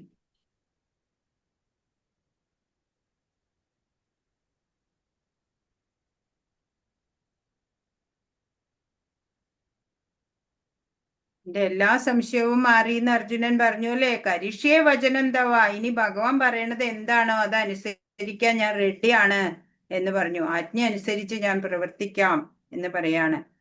78ാമത്തെ ഉജ്ജ്വലമായിട്ടുള്ള ശ്ലോകം നമ്മൾ കണ്ടു അല്ലെ. എവിടെയാണോ ഭഗവാനുള്ളത്, എവിടെയാണോ അർജുനനുള്ളത്, അവിടെയാണ് വിജയം, ഐശ്വര്യം എല്ലാം അവിടെയാണ്. ഇപ്പൊ ഭഗവാനെ നമ്മുടെ ജീവിതത്തിന്റെ സെന്റർ പോയിന്റിൽ വെക്കാൻ നമ്മൾ ശ്രമിക്കുക. അത്രേ നമ്മൾ ചെയ്യേണ്ടതുള്ളൂ. ഹരേ കൃഷ്ണ.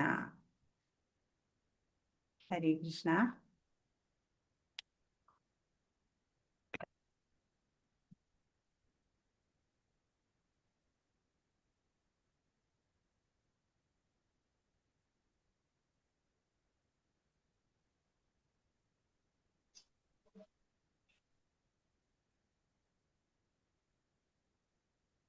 ഇസ്കോണിനെ കുറിച്ചിട്ട് കുറച്ച് എന്തൊക്കെയോ നിങ്ങള് എഴുതിയോ നിങ്ങള് ഓപ്പൺ ബുക്കിന്റെ എസ്സേ?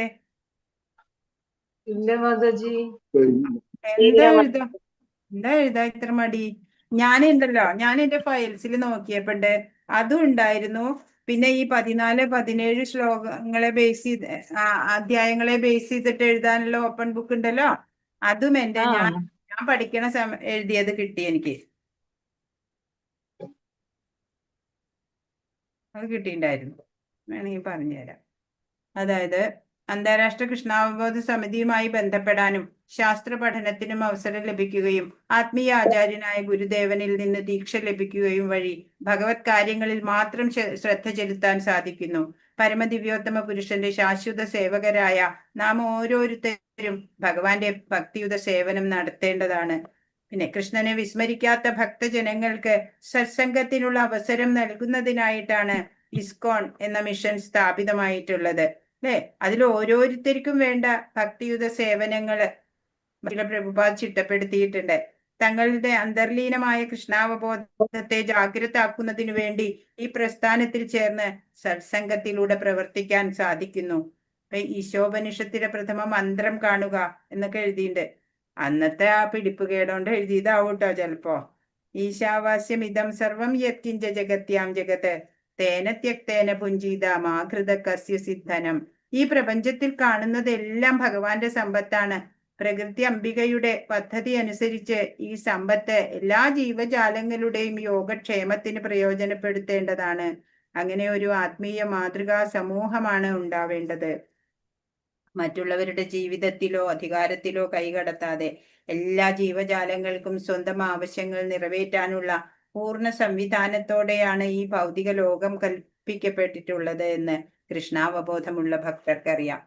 ഈ ഭൂമിയിൽ ശാന്തമായ പരിതസ്ഥിതി സാധ്യമാക്കുന്നതിന് സഹായകമായ രീതിയിൽ ആത്മീയതയുടെ ആധാരത്തിൽ കെട്ടിപ്പടുത്ത ഒരു സമൂഹത്തെ സൃഷ്ടിക്കുന്നതിന് കൃഷ്ണാവബോധത്തിന് കഴിയും. അതിനായി കൃഷ്ണാവബോധ പ്രസ്ഥാനത്തെയും അതിലെ ഭക്തരെയും പൂർണ്ണ മനസ്സോടെ ശരണം പ്രാപിക്കണം. ഭക്തിയുത സേവനം പ്രാവർത്തികമാക്കുന്നതിന് സഹായിക്കുന്ന 6 തത്വങ്ങളുണ്ട്. ഉത്സാഹിയായിരിക്കുക, വിശ്വാസത്തോടെ പ്രയത്നിക്കുക, ക്ഷമയോടെ ഇരിക്കുക, ശ്രവണം, കീർത്തനം, സ്മരണം എന്നീ നിയാമക തത്വം അനുസരിച്ച് പ്രവർത്തിക്കുക, ഭക്തരല്ലാത്ത ജനങ്ങളുമായി സഹവാസം ഉപേക്ഷിക്കുക, പൂർവ്വ ആചാര്യന്മാരുടെ കാലടികൾ പിന്തുടരുക, ഭക്തരുമായി ചേർന്ന് മേൽപ്പറഞ്ഞ പ്രകാരം പ്രവർത്തിച്ചാൽ പൂർണ്ണ വിജയം ഉറപ്പാണ്. ഭക്തിയുത സേവനം എന്നത് പ്രായോഗികമായ പ്രവർത്തനം തന്നെയാണ്. ഈ ഭൗതിക ലോക കാരാഗൃഹത്തിൽ നിന്ന് മോചനം ലഭിക്കാനുള്ള മാർഗമാണ് ജീവികൾ അന്വേഷിക്കുന്നത്. ഒരു യഥാർത്ഥ ഭക്തനുമായി സമ്മേളിക്കാനും അദ്ദേഹത്തിൽ നിന്ന് ക്ഷമയോടെ കാര്യങ്ങൾ കേൾക്കാനും ഇടവരുന്നതോടെ ഭക്തി സേവന മാർഗം പിന്തുടരാൻ കഴിയുന്നു. ആത്മാർത്ഥതയുള്ളവർക്ക് ഇസ്കോൺ അവസരം നൽകുന്നു. ബോറടിക്കണ്ടോ? ഇനി വായിക്കണോ?